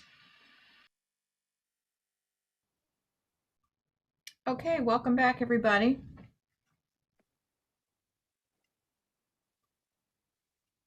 All right, our next group to report out will be the funding subcommittee, and leading that effort is Ralph Coppola. Ralph. Hi, thanks. You could put up the slides, please. Hi, as Sharon mentioned, my name is Ralph Coppola, and I'm going to be talking about the funding subcommittee. If we could go to the next slide, please. I'm the chair of the funding subcommittee, and I'm the founder and executive director of the Real World Design Challenge and president of RKC International. Also on the subcommittee are Tamara Holmes, who's president and CEO of Aerostar Consulting Corporation and Aerostar Avon Institute. John Huff is Vice President of Human Resources for Haycock Americas. David Purser is Aviation Physics Instructor at Carnes City High School. Joni Christian is with the FAA AVSED program, as is Michelle Christensen. Next slide, please. We have some key terms that I'd like to go over quickly because we're going to be using these in the presentation, and I'd like to give you some context so that there's no confusion. First of all, aerospace, when we use that term, it refers to aviation and space. AVSED, aviation and space education. CAGE code, commercial and government entity code. DOD, Department of Defense. DOT, Department of Transportation. DUNS number, Data Universal Numbering System. FAA, Federal Aviation Administration. Funders, corporate funding source. List, aerospace education program list, programs, aerospace education and training programs, and RFP, request for proposal. Next slide, please. We were given a charge for the task force, and it's listed here. I'm not going to read the whole thing. You can look at that at your leisure if you wish to. We had a specific charge for the funding subcommittee, and that is to identify potential sources of government and private sector funding, including grants and scholarships that may be used to carry out the recommendations and strategies to support youth in pursuing youth careers in aviation. Next slide, please. We had some questions to consider that were given to us by the FAA, and we did consider them. Let's go to the next slide. We developed some additional questions and a goal, and the questions that we developed were focused on addressing the goal that we came up with. Let's go to the next slide. We decided on an approach to our work. Since the number of people in our subcommittee was relatively small, we started out with a few, and we had the FAA people added to the group later. So we decided to work as a whole group rather than to divide up the work into various elements. We developed action steps after each meeting, identified specific areas of research. We wanted to meet with other task force subcommittees, meet with the Women in Aviation Advisory Board, our sister organization, meet with the FAA AVSED program, and part of that was accomplished when we had our two AVSED members added to our subcommittee, determine recommendations based on research, task force and funding subcommittee charge and goals, and consider benefits for each recommendation. And of course, write the funding section of the report. Next slide, please. When we look at our approach to our work, we developed a task outline to focus our efforts. We developed a goal, and our goal was to obtain ongoing funding to support programs that lead to students entering the aerospace workforce. I'm just going to focus on the highlights of the outline. We focused on obtain funding, identify quality aerospace programs. Next slide, please. Market funding opportunities to aerospace education and training programs, market the aerospace programs to corporate funders, and coordination with other groups. Next slide, please. We had a couple of funding requirements that we wanted to consider as we progressed in our work. Our goal really is to begin to increase the number of qualified aerospace workers. So we needed a funding strategy that would help address that particular goal and objective. So in order to be able to have this funding strategy, it had to be able to support getting more people into the workforce. And then next, the funding strategy had to be both national in scope and provide ongoing support for aerospace education programs in order to really have an impact on the workforce. Let's go to the next slide.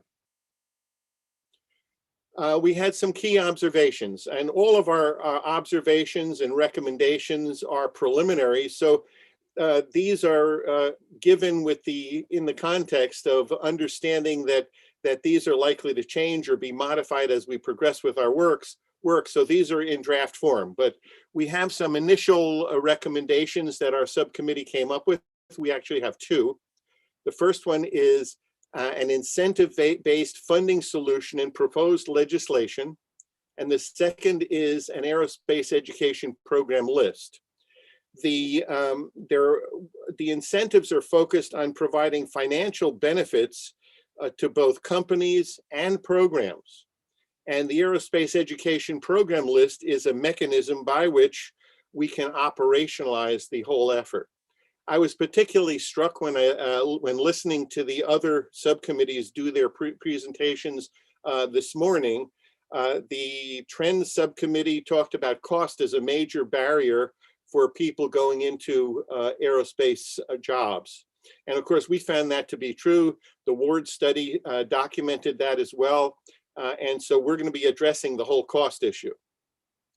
Another element that came up in the discussion a couple of times was tracking students as a result of their involvement in these education programs. And we're going to be addressing that issue too. And the third element that came up in the awareness subcommittee discussion was they called it a one-stop shop website. And we're going to be focusing in on one element of that, and that's our aerospace education program list, which is a web-based environment as well. The aerospace education program list that we envision will be self-generating. One of the problems with an aerospace education program list, if you look for one today, there isn't one. We all know of some education programs, but none of us know all of the education programs that are out there. And this list that we're envisioning would be self-generating based on the incentive of getting financial resources. And so the programs themselves would be asked to enter data to get themselves on the list. And that would eliminate the requirement of having to research all of that over and over again, year after year. Let's go to the next slide, please. So let's look at these one at a time. The incentive-based funding solution in proposed legislation. This is our first recommendation. We're suggesting that the U.S. Department of Defense and the U.S. Department of Transportation appropriation legislation should include 0.25% or 1/4% in budgets of all aerospace contracts with the DoD and DOT. And that would be used for aerospace education programs that demonstrate that they lead to jobs in the aerospace and defense workforce. We also are looking at that the proposed legislative modification is designed to connect corporate funders and programs to work collaboratively to address the aerospace workforce need by providing incentives for both groups, and those would be financial incentives. And to be eligible for the funding, aerospace education and training programs need to show how they address aerospace workforce diversity needs and shortages. And the 0.25% or 1/4% of aerospace education and training programs should be included in the existing contract budgets that go to the companies. So we're not recommending that the Congress add any additional money to the current budget. Let's go to the next slide. The second recommendation is the aerospace education program list. And here we're looking at developing criteria to evaluate how education programs are impacting the aerospace workforce. Remember, our goal is to focus on the workforce. We want to get more people in the workforce. Next, we want to place programs meeting those criteria on the aerospace education program list. And that would allow company funders to identify programs that contribute to the aerospace workforce and be able to recruit those programs to be part of companies' responses to contract RFPs. The list will have 3 tiers based on aerospace education program workforce outcomes that result in getting students into the aerospace workforce. Programs must enter data used to evaluate the program's contribution to the aerospace workforce in order to be placed on the list. Let's go to the next slide, please. The criteria that we came up with for being on the aerospace education program list include the following: the total number of students the program impacts, the total number of minority students the program impacts, and these include African Americans, Hispanics, Native Americans, and Pacific Islanders, the total number of female students the program impacts, the percentage of students who moved into an aerospace-related program after finishing K-12. And this can be a college, a university, a trade school, apprenticeship program, et cetera, as long as the program program is preparing people for post-secondary aerospace careers. And next, the percentage of students from a sample that go into the aerospace workforce. And the next one is an extension of that recommendation: the percentage of students from the program going into the aerospace workforce with a large enough sample to be able to generalize to the whole population affected by the program. Here we're talking about a population that's statistically representative of the whole sample. So for example, if a program has a large number of students that it impacts, maybe in the 20,000 or more, it may not be possible to sample every single student. So if you look at a sample, a population, a representative sample of that population, you're able to generalize to the whole larger population without sampling every single student.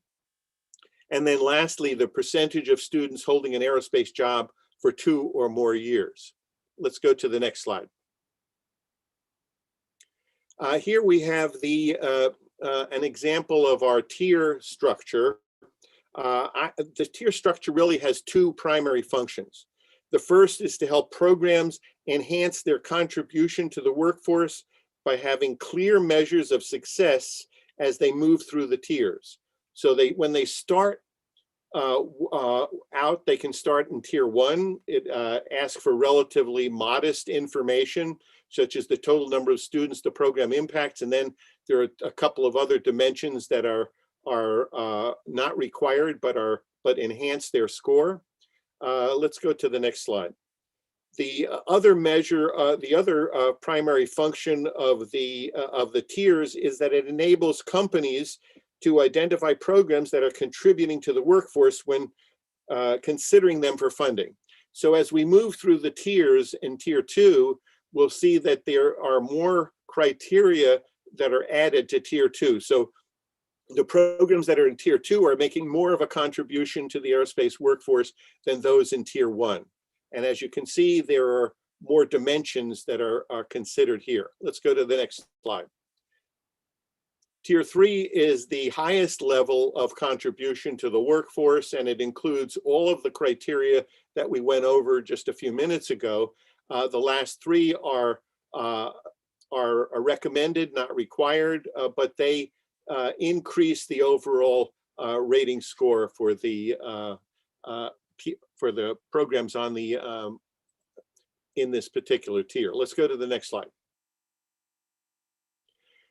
We also focused on marketing the funding opportunity to the aerospace education programs. We identified 3 steps for getting the funding, and they're relatively simple for a program to meet. Fill out the aerospace education program list criteria in the various tiers.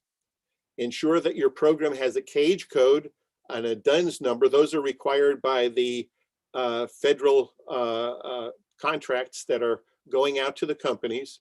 Have a sound accounting system. Again, that's something that the various companies and federal agencies are going to look for. And lastly, learn about the Department of Defense and Department of Transportation contracting requirements. We also looked at how to get information out to aerospace programs. How do we let the programs know about this opportunity? And we identified several different kinds of organizations that have connection with various kinds of education programs. And they include government agencies, non-government organizations, institutions of higher education, professional societies, business organizations, education programs themselves, and of course, schools. Let's go to the next slide. When we market the aerospace education, we also want to market the aerospace education programs to companies. And here Once the proposed legislation is included, the DoD and in the DoD contracts, the RFPs that the company is seeking these contracts will have to know how to access the programs. And so one of the primary ways for the companies to be able to access the education programs is by going to the education program list. And that would be pointed to in the RFPs themselves. So that would be a relatively easy mechanism to be able to point the companies to the education program list. Let's go to the next slide. We have additional marketing methods for getting the information to companies that would supplement but not supplant the first method that I mentioned. And these are a list of organizations that could be used to get information out to the companies as well. Let's go to the next slide. Our next steps focus on collaboration, meeting with other task force subcommittees that include trends, pathways, awareness, meeting with the Women in Aviation Advisory Board subcommittees, including understanding the problem and industry trends, training and recruitment, mentoring and professional development and success stories subcommittees. Let's go to the next slide. We have some additional research that we want to do. We also want to coordinate the development of our materials with the other subcommittees. And we want to write the draft of the funding subcommittee report chapter for consideration. With that, I'd like to conclude and open it up for any questions or comments people may have. Thank you, Ralph. That was terrific. As with all of our subcommittees today, right? This is one that we really want to get as much feedback as possible. That includes the public who's watching today, if you have any ideas. Just to kick things off, Ralph, I know that we have talked and you have talked as a committee. This takes an organizational approach in terms of funding. What about the lone student who wants to flight train and doesn't have the money? The idea is that they would need to be connected to an organization, right? But if you could kind of address this idea of how do we get that individual connected to funding? Sure, and that's an excellent question, Sharon, and that's come up during the course of our discussions. In this particular approach for funding, the money would go to the education program. So the program, let's use flight training since you mentioned it as an illustration. So let's say a student wants to learn how to be a pilot. So they go to some education program. It could be at a university, it could be a private organization, a for-profit organization, or a not-for-profit organization, doesn't matter, as long as they're providing the training. So the funding would go to the organization, and the organization that's providing the flight training would subsidize the cost of the hours of the student flight training. So the student normally would have to pay for those hours, and it adds up, it gets pretty expensive for the student as they go through the process of getting their licenses. But in this case, the student would not have to pay for those hours. The funding would go to the program, and the student that's wanting to be a pilot, let's say a commercial pilot for an airline, would be able to get funding to support them to get the training and eventually their license. And so while the money would not go to the student as a scholarship, would go to the program could then provide a scholarship or some other mechanism for providing the student the funding.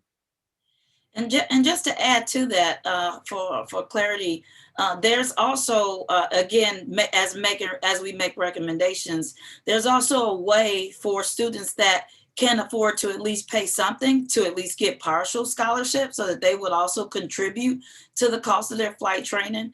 We all know, especially those of us who run organizations where, we try to subsidize as much as we can. We do know that we have students that come through that can pay at least something. And so that what they can pay also contributes to the pool of money that would be able to help other students. And this is what we see in flight schools where they double up on the multi. So you get, a flight buddy and you guys just share the flight hours while you're flying. So it also, the analogy that I kind of like to use is a perfect example, well, maybe not the first round of PPP loans, but the subsequent rounds of PPP loans were dispersed to qualified lenders, right? So that money was dispersed to organizations, financial institutions that would be responsible for giving that money to small businesses in their local area that they knew would be able to provide all the documentation that they needed to substantiate getting those dollars. And so this is kind of the same thing when young people are attached to an organization, especially an organization that has a reputation of success, as we mentioned in those 3 tiers. It allows the money from corporate partners and from contractors to be able to go directly to organizations that are already have been vetted and doing the work, so that we can get the success rate where it needs to be, which is getting young people into actual jobs in aviation and aerospace. Did that answer your question, Sharon? Yeah, absolutely. No, that's great. And the other part of that is, you know, it's a lot easier to track individuals through organizations than it is to track individuals, right? I mean, that's the other big piece of this. That's the huge piece of this. And this goes back to our conversation on the last segment, which was really talking about the importance of the local organizations being able to have those connections, just of small organizations or medium-sized organizations being able to be connected directly with a DoD contractor. You know, that's the same as organizations who were able to contract with Chase Bank for a business loan during PPP when they otherwise would never have qualified for that loan under any other circumstance outside of them going through a qualified lender. And so this is the model that we think is the best fit, especially for those individual students who just need the money and don't have the support. But another thing that I want to add, and we talked about this on our committee, is that getting those young people connected to an organization is half the battle, because now they have funding sources to continue their training. They also have the mentors. They also have the job shadows. They also have the camaraderie. They're also going through these programs with other kids that are their age in their community. And so it brings back that organic, and we all know this in the aviation industry, the family, you know, that we create as we go through our training, and the same people wind up on calls like this 15, 20 years later with you. So any thought in the committee to, you know, requiring best practices and outcomes beyond just they went to a job, right? But what things worked specifically, what things didn't, so that you're actually building a continuous improvement process at the same time? So with every round of funding, first of all of the organizations that are able to become tier 1 through tier 3 organizations would have to submit all the documentation to show that they have already demonstrated success in these particular areas. But just like with other grants, you also have to do grant reporting. And so the criteria for the grant reporting are the same based on the tier 1 through tier 3 metrics and intended outcomes for the fund use. So for example, if you have a tier 1 organization, that specifically, or that organization at that level may only just be doing outreach, may only just be doing community events and working with FAA or women in aviation to do promotional thing, because maybe it's a small nonprofit or they do. We're not expecting them to report on how many people they actually got into the aviation industry. We're actually asking them to report on how many young people they were able to expose aviation career opportunities to, with pre and post surveys or collecting survey data about a particular experience that they had. Did you like this event? Did it make you think more about your career in aviation? Did the things that you saw today help identify a pathway for you? Did you meet a mentor? So that's the type of checks and balances that we have. With every round of contract disbursements, they would be required to report a measure of success based on what tier organization they're in. And typically the government contracts require quarterly and annual reports, and most contracts are 3 to 5 years. And so there would be quarterly, annual reports, and then a final summary report And that's why we went over the requirements that the government was looking for with the CAGE, the DUNS number, and the accounting system. We talked about that extensively. So the typical kind of reporting would be both programmatic and financial. And so the programs would have to provide that information as part of the, it would be a contracting environment rather than a grant environment, so that the programs would be subcontractors to large corporations that have these contracts. I'd like to add one more point. People have been talking about the tracking in the earlier segment, and there are really two dimensions to tracking the students. One is financial. Many programs don't do a good job of it because they don't have the money and they don't have the resources. They're barely getting by financially. If you look at, I was particularly intrigued by what Yvette's group said, that cost was a major barrier, and it is for most programs. Most programs are barely getting by financially, and they don't have the resources to be able to track students, financial resources. So this particular approach would provide the programs with the financial resources to be able to do the tracking. There would be no financial reason why they could. So the second part of the tracking issue then becomes a methodological issue.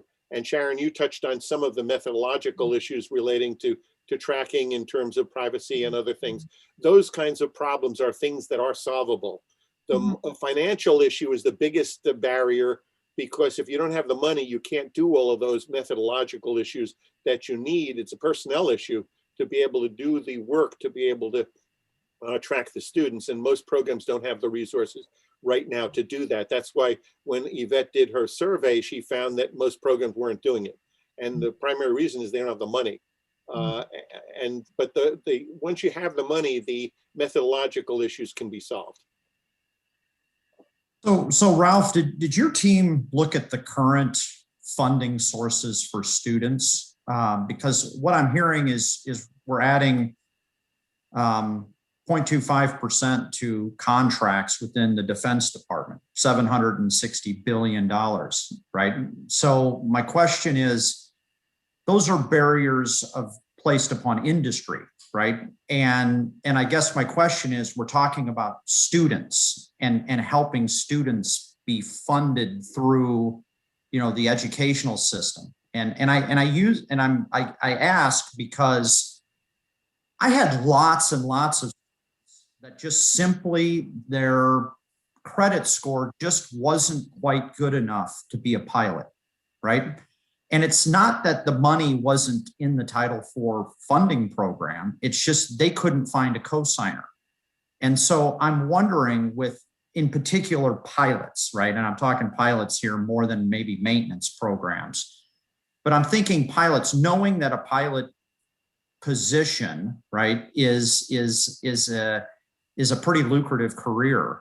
Is there ways that the Title IV funding program could be modified to some degree on a particular program like this that has a high cost to it, without creating, a whole new funding mechanism?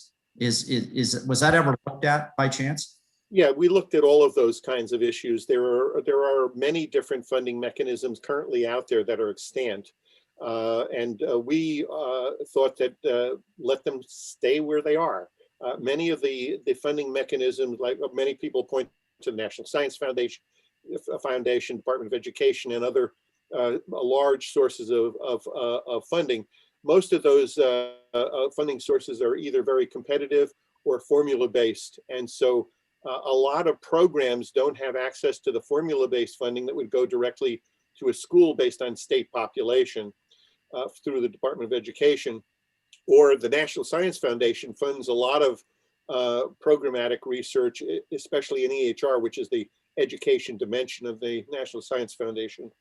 They fund a variety of education programs. The success rate is about 17% for the people who submit proposals. So it's not real high. If we added pointed more people to those programs, we would reduce that success rate because it would be more competitive. So we thought that was not necessarily going to solve the problem. All of those funding sources have been around for a relatively long period of time, and they have not contributed to solving the workforce problem. The workforce problem has increased in its severity, and the funding has been relatively stable, but not necessarily increased substantially. But the workforce problem is increasing substantially. So the relationship between those programs and funding opportunities and the workforce hasn't solved the problem. So we needed to look at something different and a new innovative way to address the problem that was focused on aerospace or aviation. And Ryan, I think you know and even have experienced that a lot of the funding for programs that specifically involve aviation and aerospace are funded by corporate partners.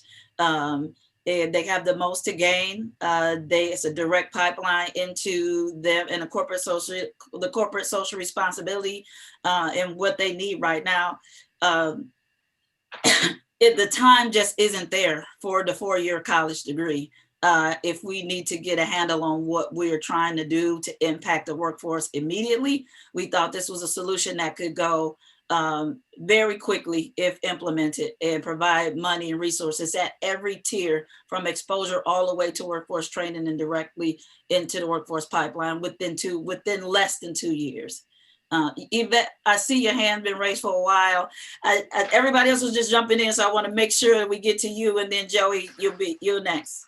Thank you. I appreciate that. Yeah, it's kind of going back to, I'm having a hard time actually understanding a little bit of the specifics, because when Ralph went through the presentation, he talked about aerospace education and training programs. But one of the examples you gave, Tamara, is a nonprofit, which obviously, something, I run, and most of the people, a lot of the people on the task force do too. And to Sharon's point, how does that, first of all, would a nonprofit be eligible? I couldn't meet all those tiers, although your example, you suggested that we could. So that was my first question. And secondly, if my foundation or nonprofit doesn't necessarily have a funding problem, like maybe I have corporate sponsors, but I want to get the money in the hands of the students. And the youth survey and the results we had were the financial barriers, not of the programs, but it's going to the students themselves. And I know you're kind of doing this workaround, but I'm unclear on who would be eligible. I feel like the burdens seem a little high. And then to Ryan's point, like competing other potential legislative efforts in education, sort of loan funding. And so. Okay. Excellent. Go ahead, Ralph. Tamara, let me address the first part of the question, then you can jump in. Okay, so Yvette, the barrier to getting in is relatively low. So to get into tier 1, basically you have to have an understanding of how many students you're serving. And if you know the number of students you're serving, you can get into tier 1 pretty easily.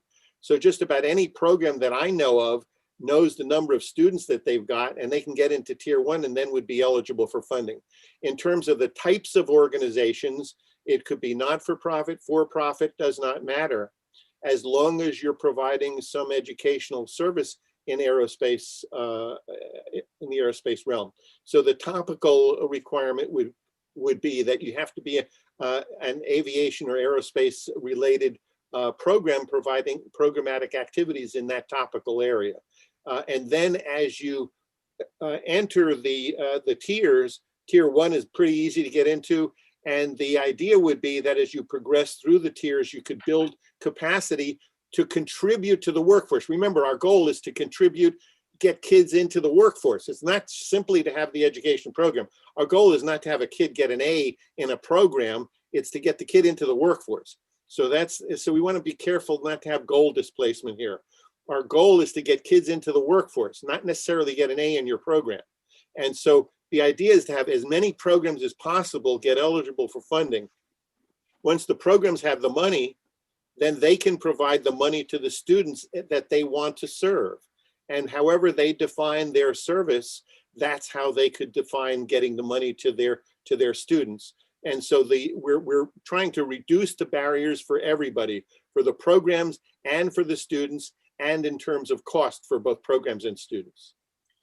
So to speak to your point, Yvette, about not being able to meet those tiers as a nonprofit, and it seems like a high burden.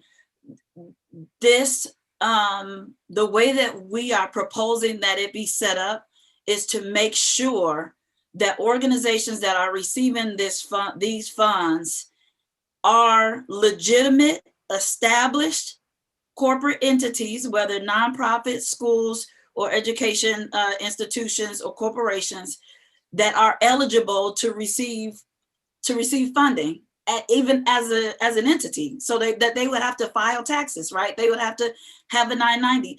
So any organization that hasn't met the minimum threshold of being incorporated with their state, having a gauge number is free. You actually can do it in less than 24 hours. You can get an EIN. So these are really basic steps that would prove that you are a legal entity, a valid legal entity with a tax ID number and eligible to receive federal funding. The other thing about getting money directly to the students is that's exactly what the funding is for.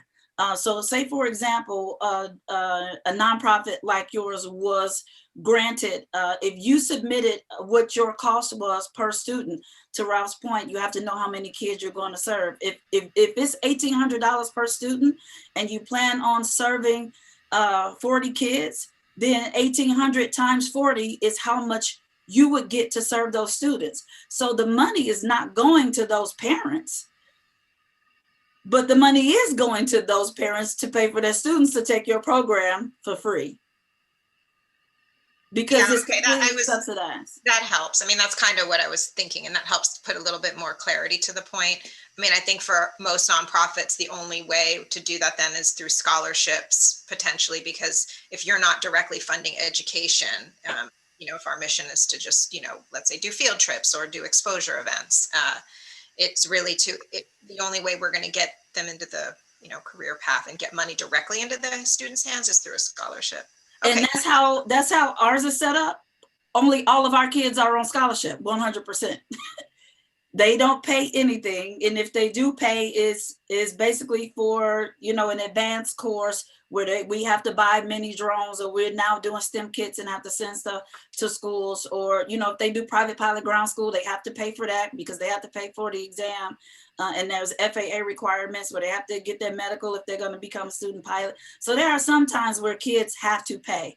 But for most of our programs, they run completely free, but they're still not free programs. We have to come up with the money to pay for those programs. So 100% of our students are basically on scholarship, and that's exactly how it's worded. So you hit that right on the head. Joey, this is going to be the last question, just so we can get to we want to get to expanded pathways.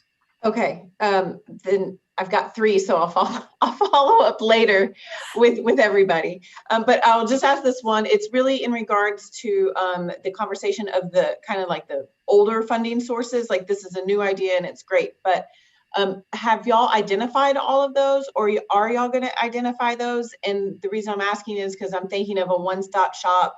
And if we are going to make people aware of everything, it's not just the opportunities and careers, but it's also the funding sources for them. And if y'all are going to do that, awesome. If you're not, I'd just like to probably take that on as awareness. So we actually sent out a list of legislation that has, you remember that? I do. So I put together a whole list of legislation that has already been approved for funding for programs like we're proposing to fund. We didn't just do that to allow other options for funding.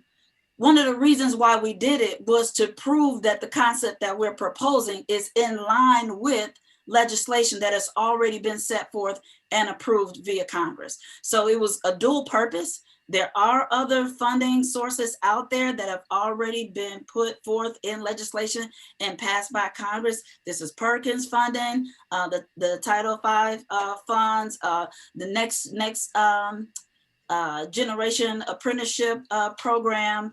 So there's a lot of legislation that's out there, and we sent an entire list. I forgot that. And I don't want to take up too much time because this is obviously a conversation we can have together, but it truly, like, all the opportunities, right? Like, not just those that are provided by federal dollars or grants or opportunities like that, but even like state workforce development grants or nonprofits that are offering scholarships to kids. And so I'm just looking at it from like an awareness perspective, and let's make sure that we capture that somehow. So that's probably a conversation, a joint meeting. We can work together on that to make sure that that is somehow part of this. Absolutely. And as to Ralph's point earlier, our specific focus was looking at new and fresh ways to get an infusion of cash literally to rescue the future of aviation as quickly as possible. I love it.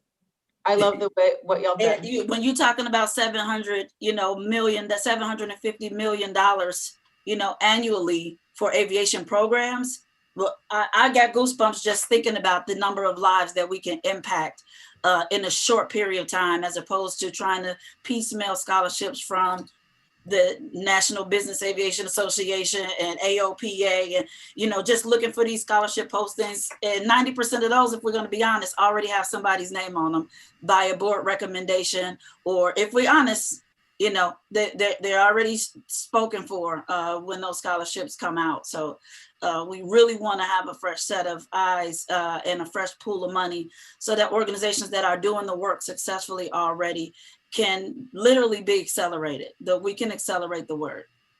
And Joey, we'd like to talk with you offline about that. If you wanted to work on a list of extant funding sources, that's something we can discuss. Awesome. Yeah, let's do that, because I also have a couple more questions and ideas okay. That just popped in my head as I was listening to y'all today. Okay. Yay. Great. Looking forward to it. All right, terrific. Thank you very much. Lots to talk about there, which we will, of course, come back and talk more about. So thank you, Ralph, and Tamara, and David, I think, is on the committee as well. Thank you to all the committee members who contributed to that effort. Okay, Ryan, no prep, but stand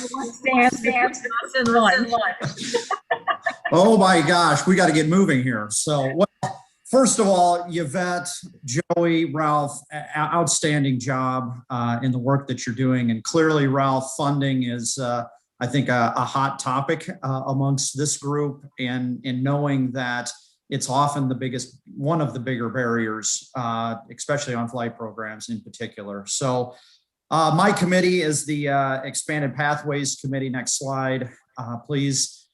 And we have really gone to work in kind of understanding as a committee here, what can we do, and more importantly, stepping back, what is currently being done, and looking at those pathways today, and helping ensure that we make sure that everybody understands what those pathways look like. So my team, I'm just going to say it, is the best team by far. So we have Joe D'Amato from the National Business Aviation Association, Dr. Nancy Shane Hawking from JetBlue Airways, Jim Hall from Wichita State University, Dr. Joel English from Centura Colleges or the Aviation Institute of Maintenance, Captain John Hornibrook from Boeing, and then myself from AAR. And then we did add Ed on this list because Ed has been absolutely fantastic as an FAA resource to this committee to really help guide us in what the FAA is doing big picture to help around the workforce initiatives. Next slide, please.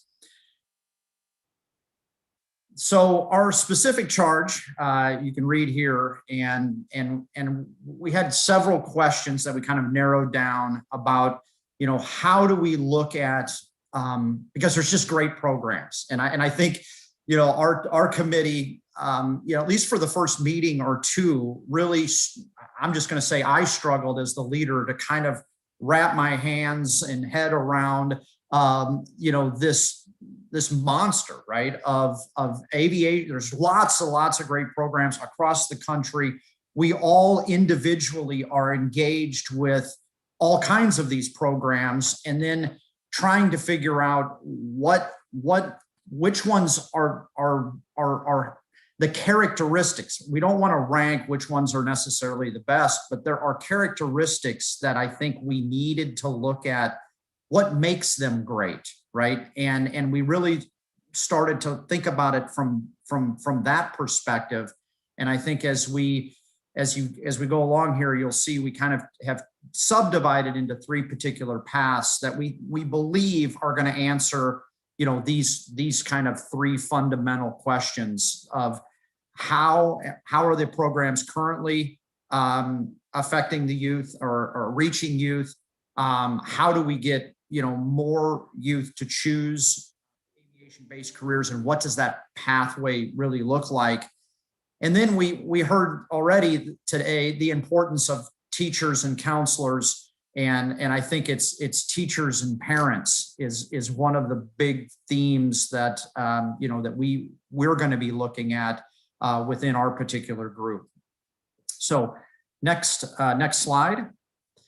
And so the way we approached it as a team here is, and we'll start jumping in as my team members over the next couple of slides here, is the first thing that we did is we took kind of individual mini case studies. And so what I had asked the team to do is just, of all the organizations you work with, which that list was pretty long, take one, and one that you think is doing a unique aspect of the expanding the pathways and making pathways understandable to parents, to high school counselors, to decision makers that help youth along the way, students along the way, try to make a decision. And so we kind of settled over there on the left-hand side. These were the ones we kind of did these mini case studies. And then at the same time, there were a lot of interviews done, either on an individual basis by me, an individual basis by our team members. And then we brought that, you know, on a monthly basis to, you know, to a meeting where we started to formulate, you know, when you start looking at and trying to understand the path, what are those key and important elements to drive that population gain that we need, student populations rolling through this funnel, right, that can find where is their niche in the aviation career, and whether it's, and so many of the conversations kind of start with piloting, right? And then they might go to maintenance, but then they only think about maintenance in the standpoint of I turn wrenches on an airplane, right? They don't think about the hundreds of jobs that being a technician leads to. And so with that, we kind of started there as a way to obtain the information I think we needed that ultimately kind of led to subdividing expanded pathways into 3 distinct areas. So before we go to the next slide, I just want to make sure I captured from my team members' perspective, you know, our specific approach to work. I think you did. Ryan did a great job with that. And the one thing I want to point out is how much alignment there is with what the other groups have said, even down to the ages that seem to be the most critical in reaching students. You know, there were both the middle school age programs that worked well, that age 10, 11. And then there were the high school programs, age 18 that worked. And I just think there's a lot of validation of our different subcommittees as we go this morning. Good. Next slide, please.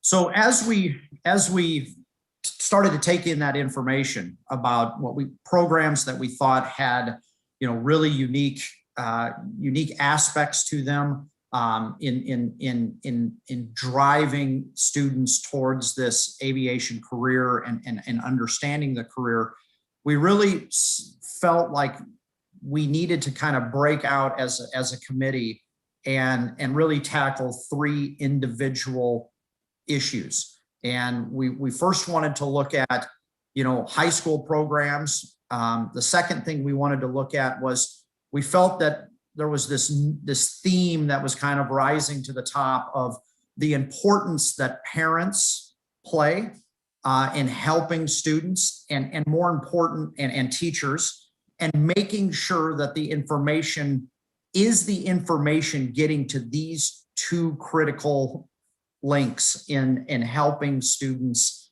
move down and understand where aviation might fit into their, post-secondary or post-high school life. And then finally, looking at information.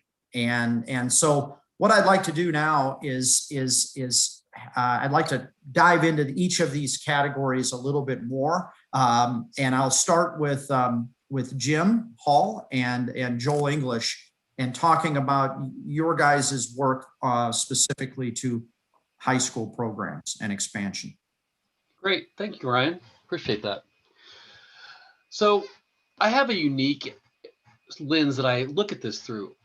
Most of our work is done as a secondary educational institution, but I actually had the opportunity to work in expanding high school pathways in Kansas, not just in aviation. So I picked up a lot of interesting information that I think it applies to what we are talking about here today. The first thing that we need to understand when it comes to high schools, they have certain criteria that they need to complete to have a program. And the first one is an industry recognized credential. We have a large number of those in our industry, either FAA or other industry credentials, but those were important for the high schools to receive credit for teaching their technical education courses. And that's where they get their funding.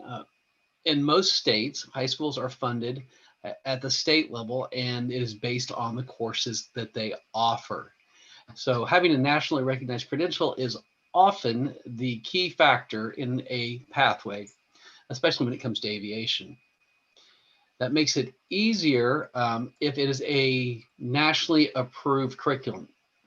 I like to talk about the AOPA curriculum on the pilot side because it has been adopted nationally, and this makes it easier for the schools.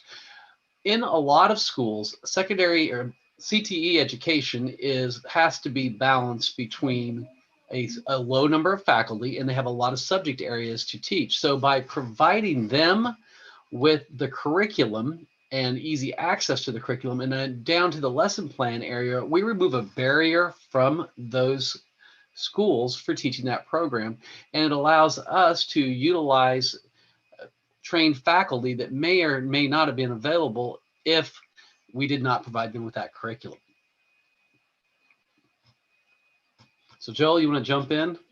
You bet. Absolutely. Thanks, Jim. The other kind of observation we saw with collaborative or dual enrollment programs between high schools and post-secondary schools is that there's got to be some motivation for all parties to contribute. At two of our campuses, and starting later this year, 3 additional campuses, we do have active dual enrollment programs, but we've also seen other post-secondary A&P schools not be interested in moving forward on those kind of programs because the motivation wasn't there. Hey, quite frankly, the what's in it for me factor. And so really the successful programs seem to be those that have this built-in, why would I want to support a high school dual enrollment program? Is it because it's a pathway for future students to come in? Is it because there is a funding source for my institution that otherwise might not be available? Is it because we have partners in industry that are encouraging us, or maybe even leveraging us to go through the extra steps and the extra work and time and salaries associated with that kind of program? So really, there has to be a stated motivation, or else the program will kind of die out and or fail to launch at all.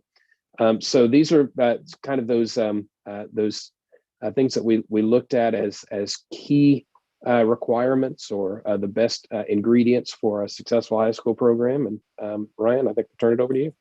Actually, I want to jump back in there just real quick to tag on to what Joel said. And he's exactly right. And he goes back to the comment that I made that there are a limited number of resources at a high school. In this group, we are all very much aviation focused.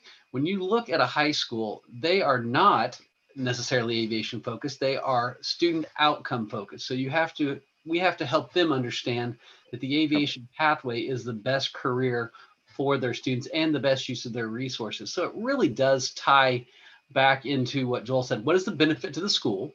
What's the benefit to their post-secondary partner if they're using one?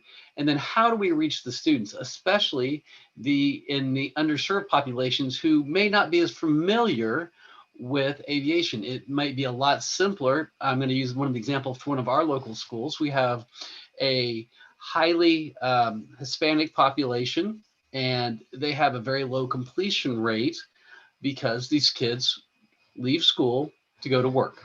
They have seen what their parents do to survive, so that's what they do.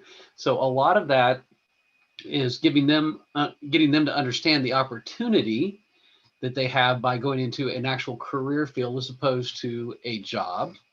I'm not disparaging any other field, but I am a fan of aviation like the rest of you because we know what a good career it is.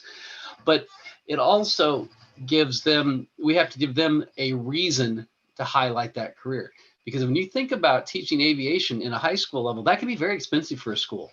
And they may not always have the resources to do that, or they could feel they could better use those resources for another program. I've set up several high school programs in aviation, and I can guarantee you, I could have set up 3 construction programs and 2 auto programs and a welding program for the cost of 1 aviation program. That's right. Yep. So it makes a big difference. I just want to thanks for that, Jim. One last comment about on that first bullet, the industry recognized credential part of this. I think all of us know that there are great high school programs kind of throughout the country that are have an aerospace or aviation bent to it, but don't necessarily work toward any part of a credential.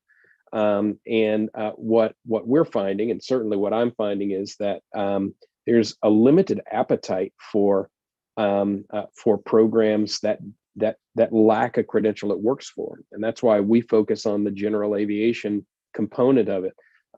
When I'm able to say, all right, I know it's only the general content, roughly 25% of the A&P program, but that student, when they graduate high school, is able to sit for the general aviation exam.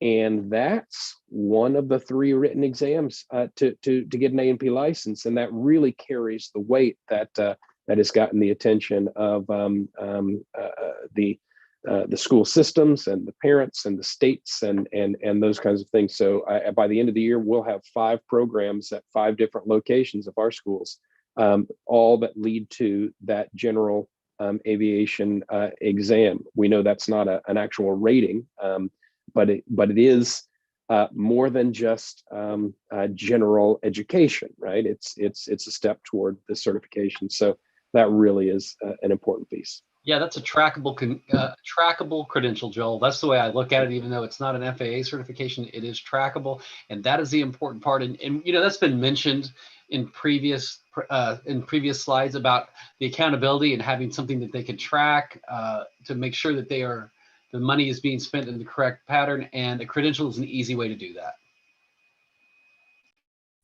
Well, I clearly chose the perfect two guys to be on this portion of the committee. So obviously the passion reigns through, and I think you're absolutely correct. The importance at high school and reaching that credential is absolutely important. And the more of those programs that exist, the more we can, partner with organizations like TAMRA, for example, that are after school programs or in-school programs that are earlier on in the pathway. There just seems to be this building block approach. So with that, that's a perfect transition to John Hornibrook, as he and I kind of focused on the importance of teachers and parents. So John, I'm going to turn it over to you to talk, at least for the first little bit here in this section. Good morning, Ryan. Appreciate it.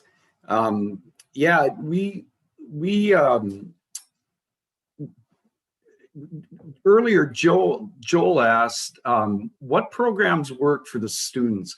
Let me tell you about a program that I came across when I was still running flight ops for Horizon Air.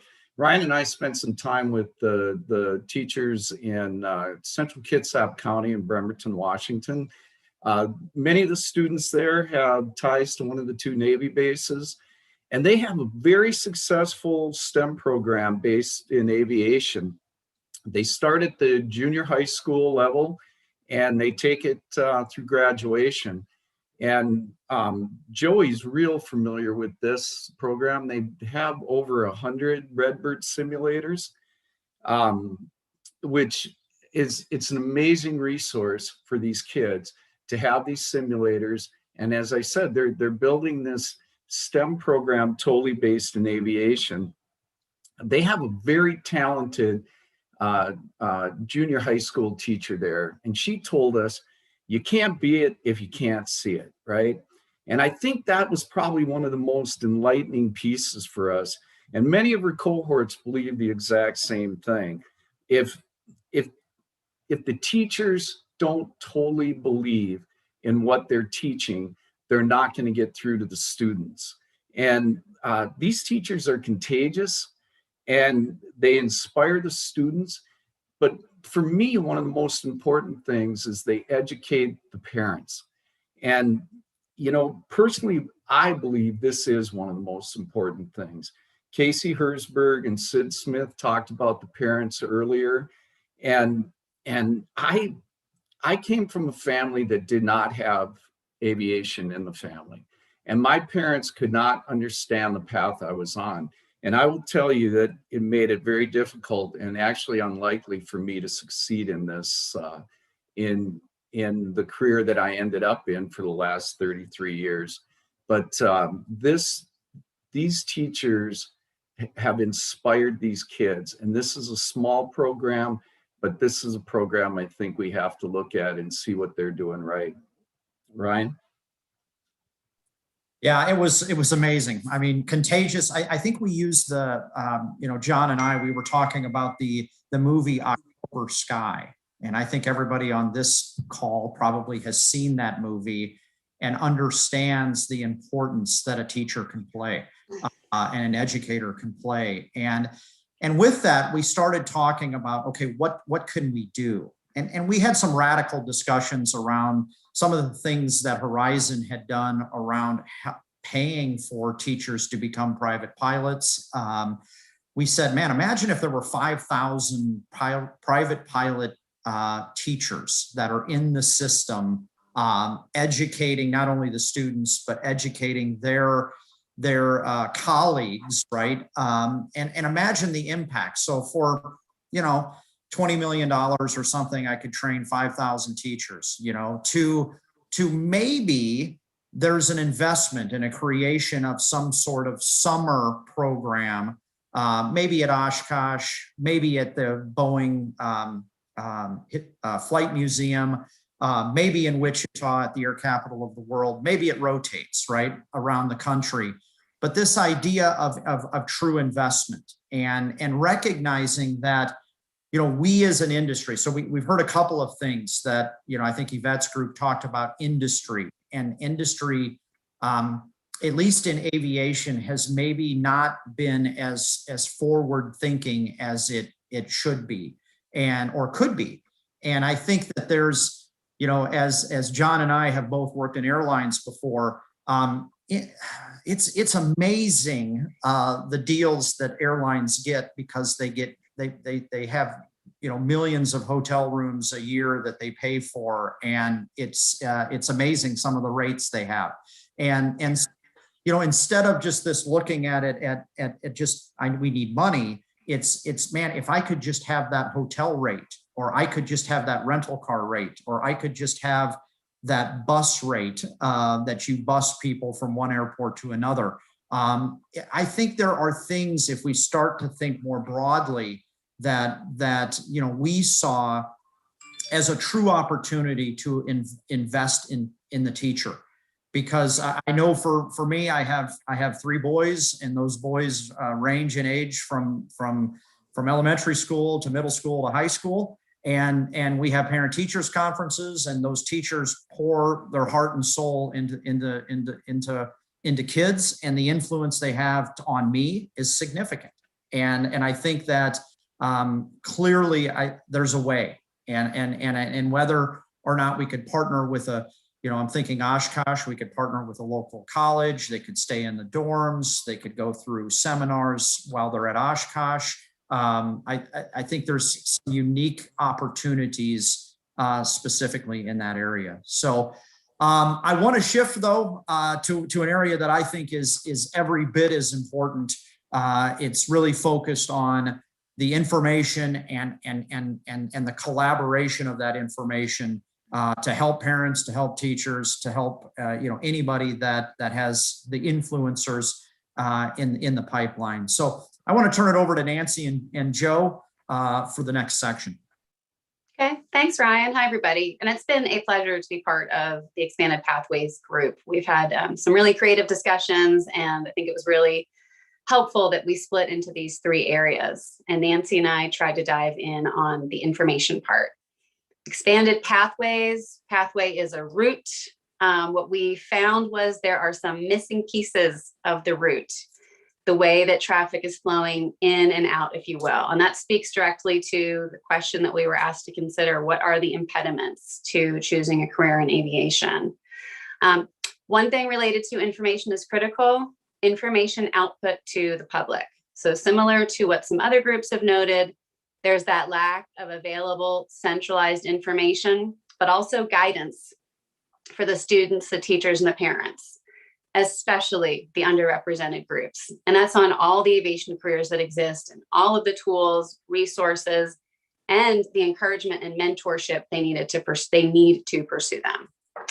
The other place the pathway seems to be missing a large chunk is input to the national system. And so a number of people already have spoken about there is no national tracking data or mechanism for those showing an early interest in their career through participation in these amazing aviation-focused youth activities that we've all talked about or we have direct experience with.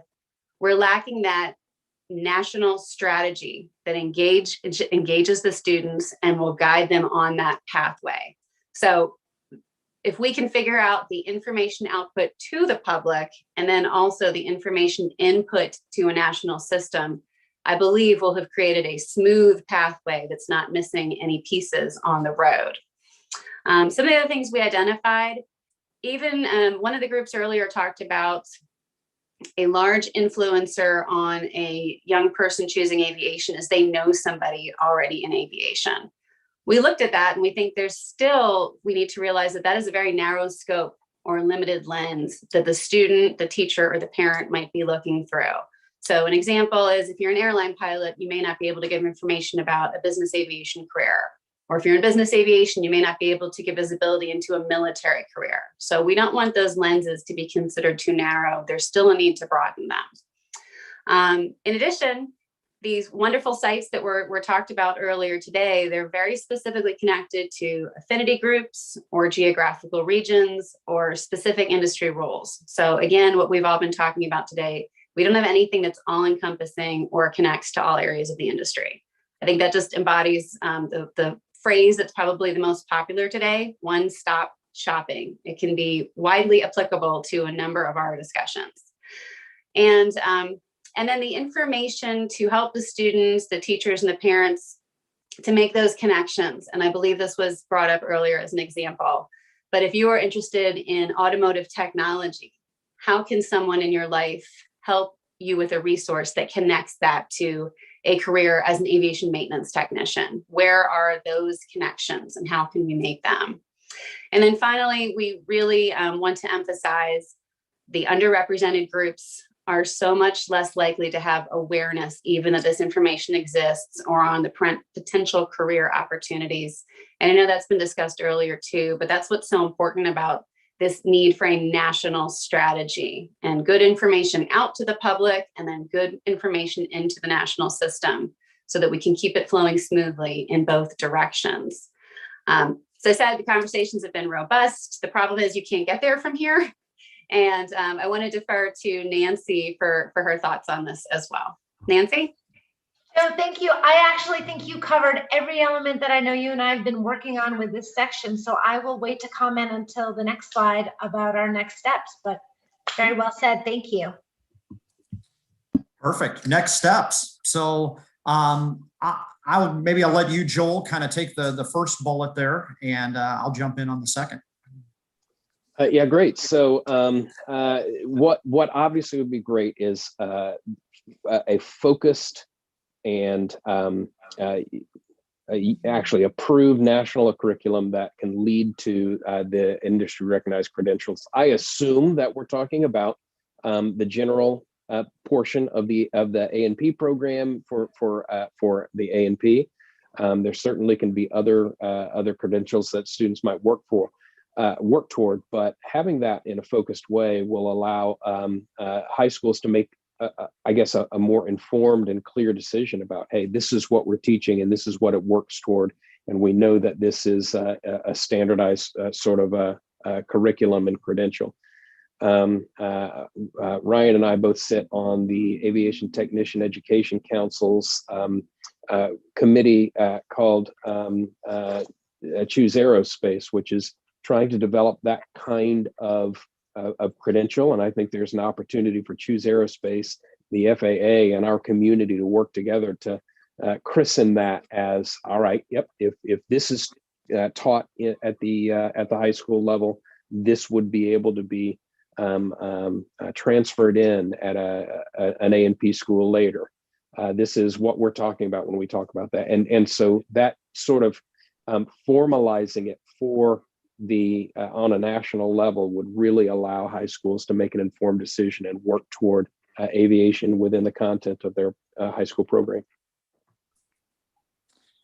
John, I might turn it over to you, but before I do, I have to say, I think you're right, Joel. I think the Choose Aerospace curriculum, we've had great conversations with AOPA. They've really forged a major path forward on the piloting side, as well as the own pilot side of things. They've got an amazing curriculum. They're in 200 plus schools across the country. And I think if we can create with the FAA, a way to get a credential for FAA General as another pathway in aviation, I think is definitely pretty exciting, and I think would really, on the maintenance side, grow the pipeline. So, John, the second bullet there, maybe adding a few more comments to what we talked about in our group. Well, I actually think you kind of made the best point when you and I were talking. You've got a limited amount of money, but you want to inspire these folks. And I think that we need to reach out to the airlines. We need to reach out to the OEMs like Boeing and Airbus and people like that. And it's an easier way to get these teachers into a place that can inspire them. And once we inspire them and once we hook them, then they'll do the same thing with the students. We need to, what I learned in the airlines is, especially during the pilot shortage of 2016 and 2017, we had to do something to basically develop our own pilots, right? And it has to start at a young age. It has to start in junior high. It has to start in high school. But, I say pilots, but working with the airlines, there's a lot more jobs than pilots, and you guys have all been talking about it. But to get those teachers together and expose them to this and get them totally inspired and then bring that energy back to the students, I think you get the most bang for the buck out of that. And that's actually a Ryan idea. So I think it's a great idea. Awesome. Thanks, John. All right, Nancy, your turn. So we'll turn over to you. Great, thanks, Ryan. So I'm going to talk about these last two bullet points here, and they really go hand in hand. And I know that we've been talking about among our various subcommittees here, especially Joey, I know you and your team have talked a lot about this today, about this robust national aviation website. And I'm excited to share that our friend Ed Cormier, who is our FAA person on our team, has told us a little bit about what's happening at the FAA already, but there actually is a site that has some good bones started for this. But the intent, I think, and what we're all talking about on our committee is that this would be hosted by the FAA, and that it would really and truly take that word robust to a new level. As Joe mentioned, and one of our key takeaways that we've been learning is that there's fragmented information out there, but it's not in one place. And I think she made a great point talking about, somebody maybe can tell you about becoming an airline pilot, but can't give information about how to be a military pilot or being a corporate pilot. Also looking at other industry jobs as well, becoming a dispatcher, becoming a maintenance technician, and then all the other dozens and dozens and dozens of options out there. I think the other piece too with this that I know was brought up with the last subcommittee was talking about financing. What are your financing options? How do you kind of decode those, decipher what everything means and what's available and what's not? So what we would hope to do is to really put together a framework that gives the information all in one place. And it's not necessarily a listing, say, of all of the pathways that exist, but more of a general education place that then can potentially point you in directions to get more specific information. So tied in with that is this element of both tracking and then this virtual counselor platform that we've talked about. The tracking piece, our initial thoughts were to create sort of an opt-in where you can give your login information. Obviously, it's just by your own volition, it's not required, but then the information could be tailored perhaps through emails, just perhaps through viewing content online. But that's just a way to get started in terms of keeping track of who is interested in what stage of the process they're in. And then obviously that could be developed. But then of course, the other piece of this is, as Joe mentioned, getting the information out. And we talked about how there are websites out there now where you can go and ask for help. There's that little chat thing that pops up that says, hey, how can I help you today? And we thought about, wouldn't it be great to be able to provide that on this national website so that somebody can go on and actually type in and maybe even speak to a real person. Maybe if their own teachers and counselors at their schools or parents are not familiar with this information, they actually get connected with a person who is. So to be able to chime into this virtual counselor and someone who can provide information, send them in a good direction, and then connect them with somebody maybe who is a little bit more permanent in their life, whether it's a mentor, just somebody within their field of interest to be able to send them in the right direction and provide information. Again, still the nascent state, position of getting this started. But we think that this could turn into something really, really useful, especially for those that don't have anyone connected to aviation and aerospace in their lives. So we're working on these, we're building out the concepts, and we'll be excited to share more details next time. Joe, anything I missed that you want to add? Of course, Nancy, you covered it all. I'll just add that last plug for the virtual counselor. It's really because of what we learned from the presentations at our last public meeting and what we hear in other industry meetings, just how difficult it is for the high school counselors to be impactful as a resource for students when they show an interest in aviation. And so this virtual counselor idea really fills a need or a void that exists right now that could be extremely impactful, maybe not to the 10-year-olds, but certainly closer to the 18-year-olds as they're ready to go out and enter the workforce to get some real guidance that could turn into a paycheck and stability and a career for them. So I just wanted to emphasize how exciting the virtual counselor concept is, and it answers a real need. Great, excellent. And then Ryan, back to you then. Awesome. Thank you so much. Hey, parking brake is off. The door is closed, so we have an on-time completion. So we're still at the gate. But that being said, Sharon, that's the end of our presentation, and we'll definitely take any questions right here before lunch. Terrific. Thank you very much. And we want to try and keep it to 3 minutes if we possibly can.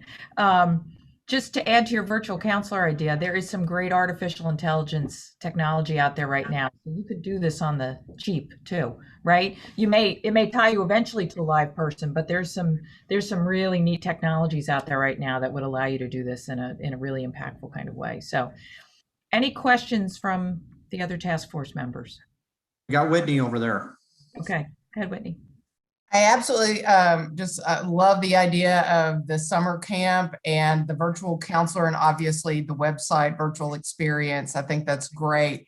But to tie it all together, have you guys thought about, so a virtual summer camp at, say, Oshkosh or somewhere is awesome, and it could reach a lot of people, but there are thousands and thousands of guidance counselors and teachers at middle school, high school level that have no idea that there's even any programs or anything out there. Have you thought about in the virtual world, or could we expand a pathway to create a package of information that is sent to all of these elementary school guidance counselors, high schools, middle schools, from the most rural areas in the country to urban areas, to expose them? Say they can't send teachers to a summer camp, but to provide them a package of information to start them down the path of, hey, these are careers. How can we get in front of you? How can we help your teachers learn about STEM and incorporate aviation into that, to where we touch thousands and thousands of educators? Whitney, actually, go ahead. I can take a stab at that. I mean, so as Nancy said, we have more details than what we just shared, but one key part that we identified is with a national plan, there has to be a national communication plan, and that includes, and strategy. That includes social media, which was also discussed earlier today, and some type of national connection with the secondary schools, the teachers, the counselors, the parents, maybe through Naviance or some of the other programs that were, as a high school parent, I'm familiar with Naviance. I know there are others that work, but there has to be a national strategy that goes with this. I think the worst mistake all of us have seen repeated too often is you build something robust, but then you don't tell anybody about it, or you tell them once, and once that article has been issued or been buried, it doesn't have that strategy that keeps it fresh and in front of them. And if Joe, can add to that, and Whitney, thank you so much for that question. You make a really good point. I can speak personal experiences with ASCA, the American School Counselors Association, and finding exactly what you had said about just the not having that information. And we did talk about that within our committee. And as Joe said, being part of a national strategy, being able to target some of these groups where there are people who can then reach out to the next level. So including, for example, ASCA in that communication strategy will be crucial to be able to reach everybody. But point well taken again, and we're taking notes, and we'll make sure that we add that in specifically to make sure we cover it. Terrific. That's great. Yeah, I mean, an electronic toolkit that was in front of every teacher and counselor in the country, that would be, talk about a moonshot, but I think it would be great to be able to do something like that. That would be wonderful. Okay. So we are. Question. Is it possible for me to ask a question? Really fast, Sid, because we're trying not to lose a speaker after lunch. Oh, okay. Because we know that students are definitely asking for more aviation classes. I think this question will be for Jim. Jim, for those schools that are wanting to implement some type of aviation classes and programs, do you think it will be more beneficial for them to actually start with project-based learning? Or for public schools that are working with technical programs, would it be more advantageous to actually go through maybe their technical programs? I think that's a fair question. And honestly, I think it's a combination of both, because that way you could reach a wider variety of items, because there are some good program-based things out there that work really well with students and give them an opportunity to learn about new items. But at the end of the day, I think it comes back down to the credentialing. What kind of credential are you going to lead with? The project's a good way to get them into it, but the credential is what we need for the outcome. Good. Thank you. Thanks, Sid. All right, everybody, we get 30 minutes for lunch, but if you could please make that 28 minutes, I'd appreciate it, and be back on by 12:35. All right, thank you.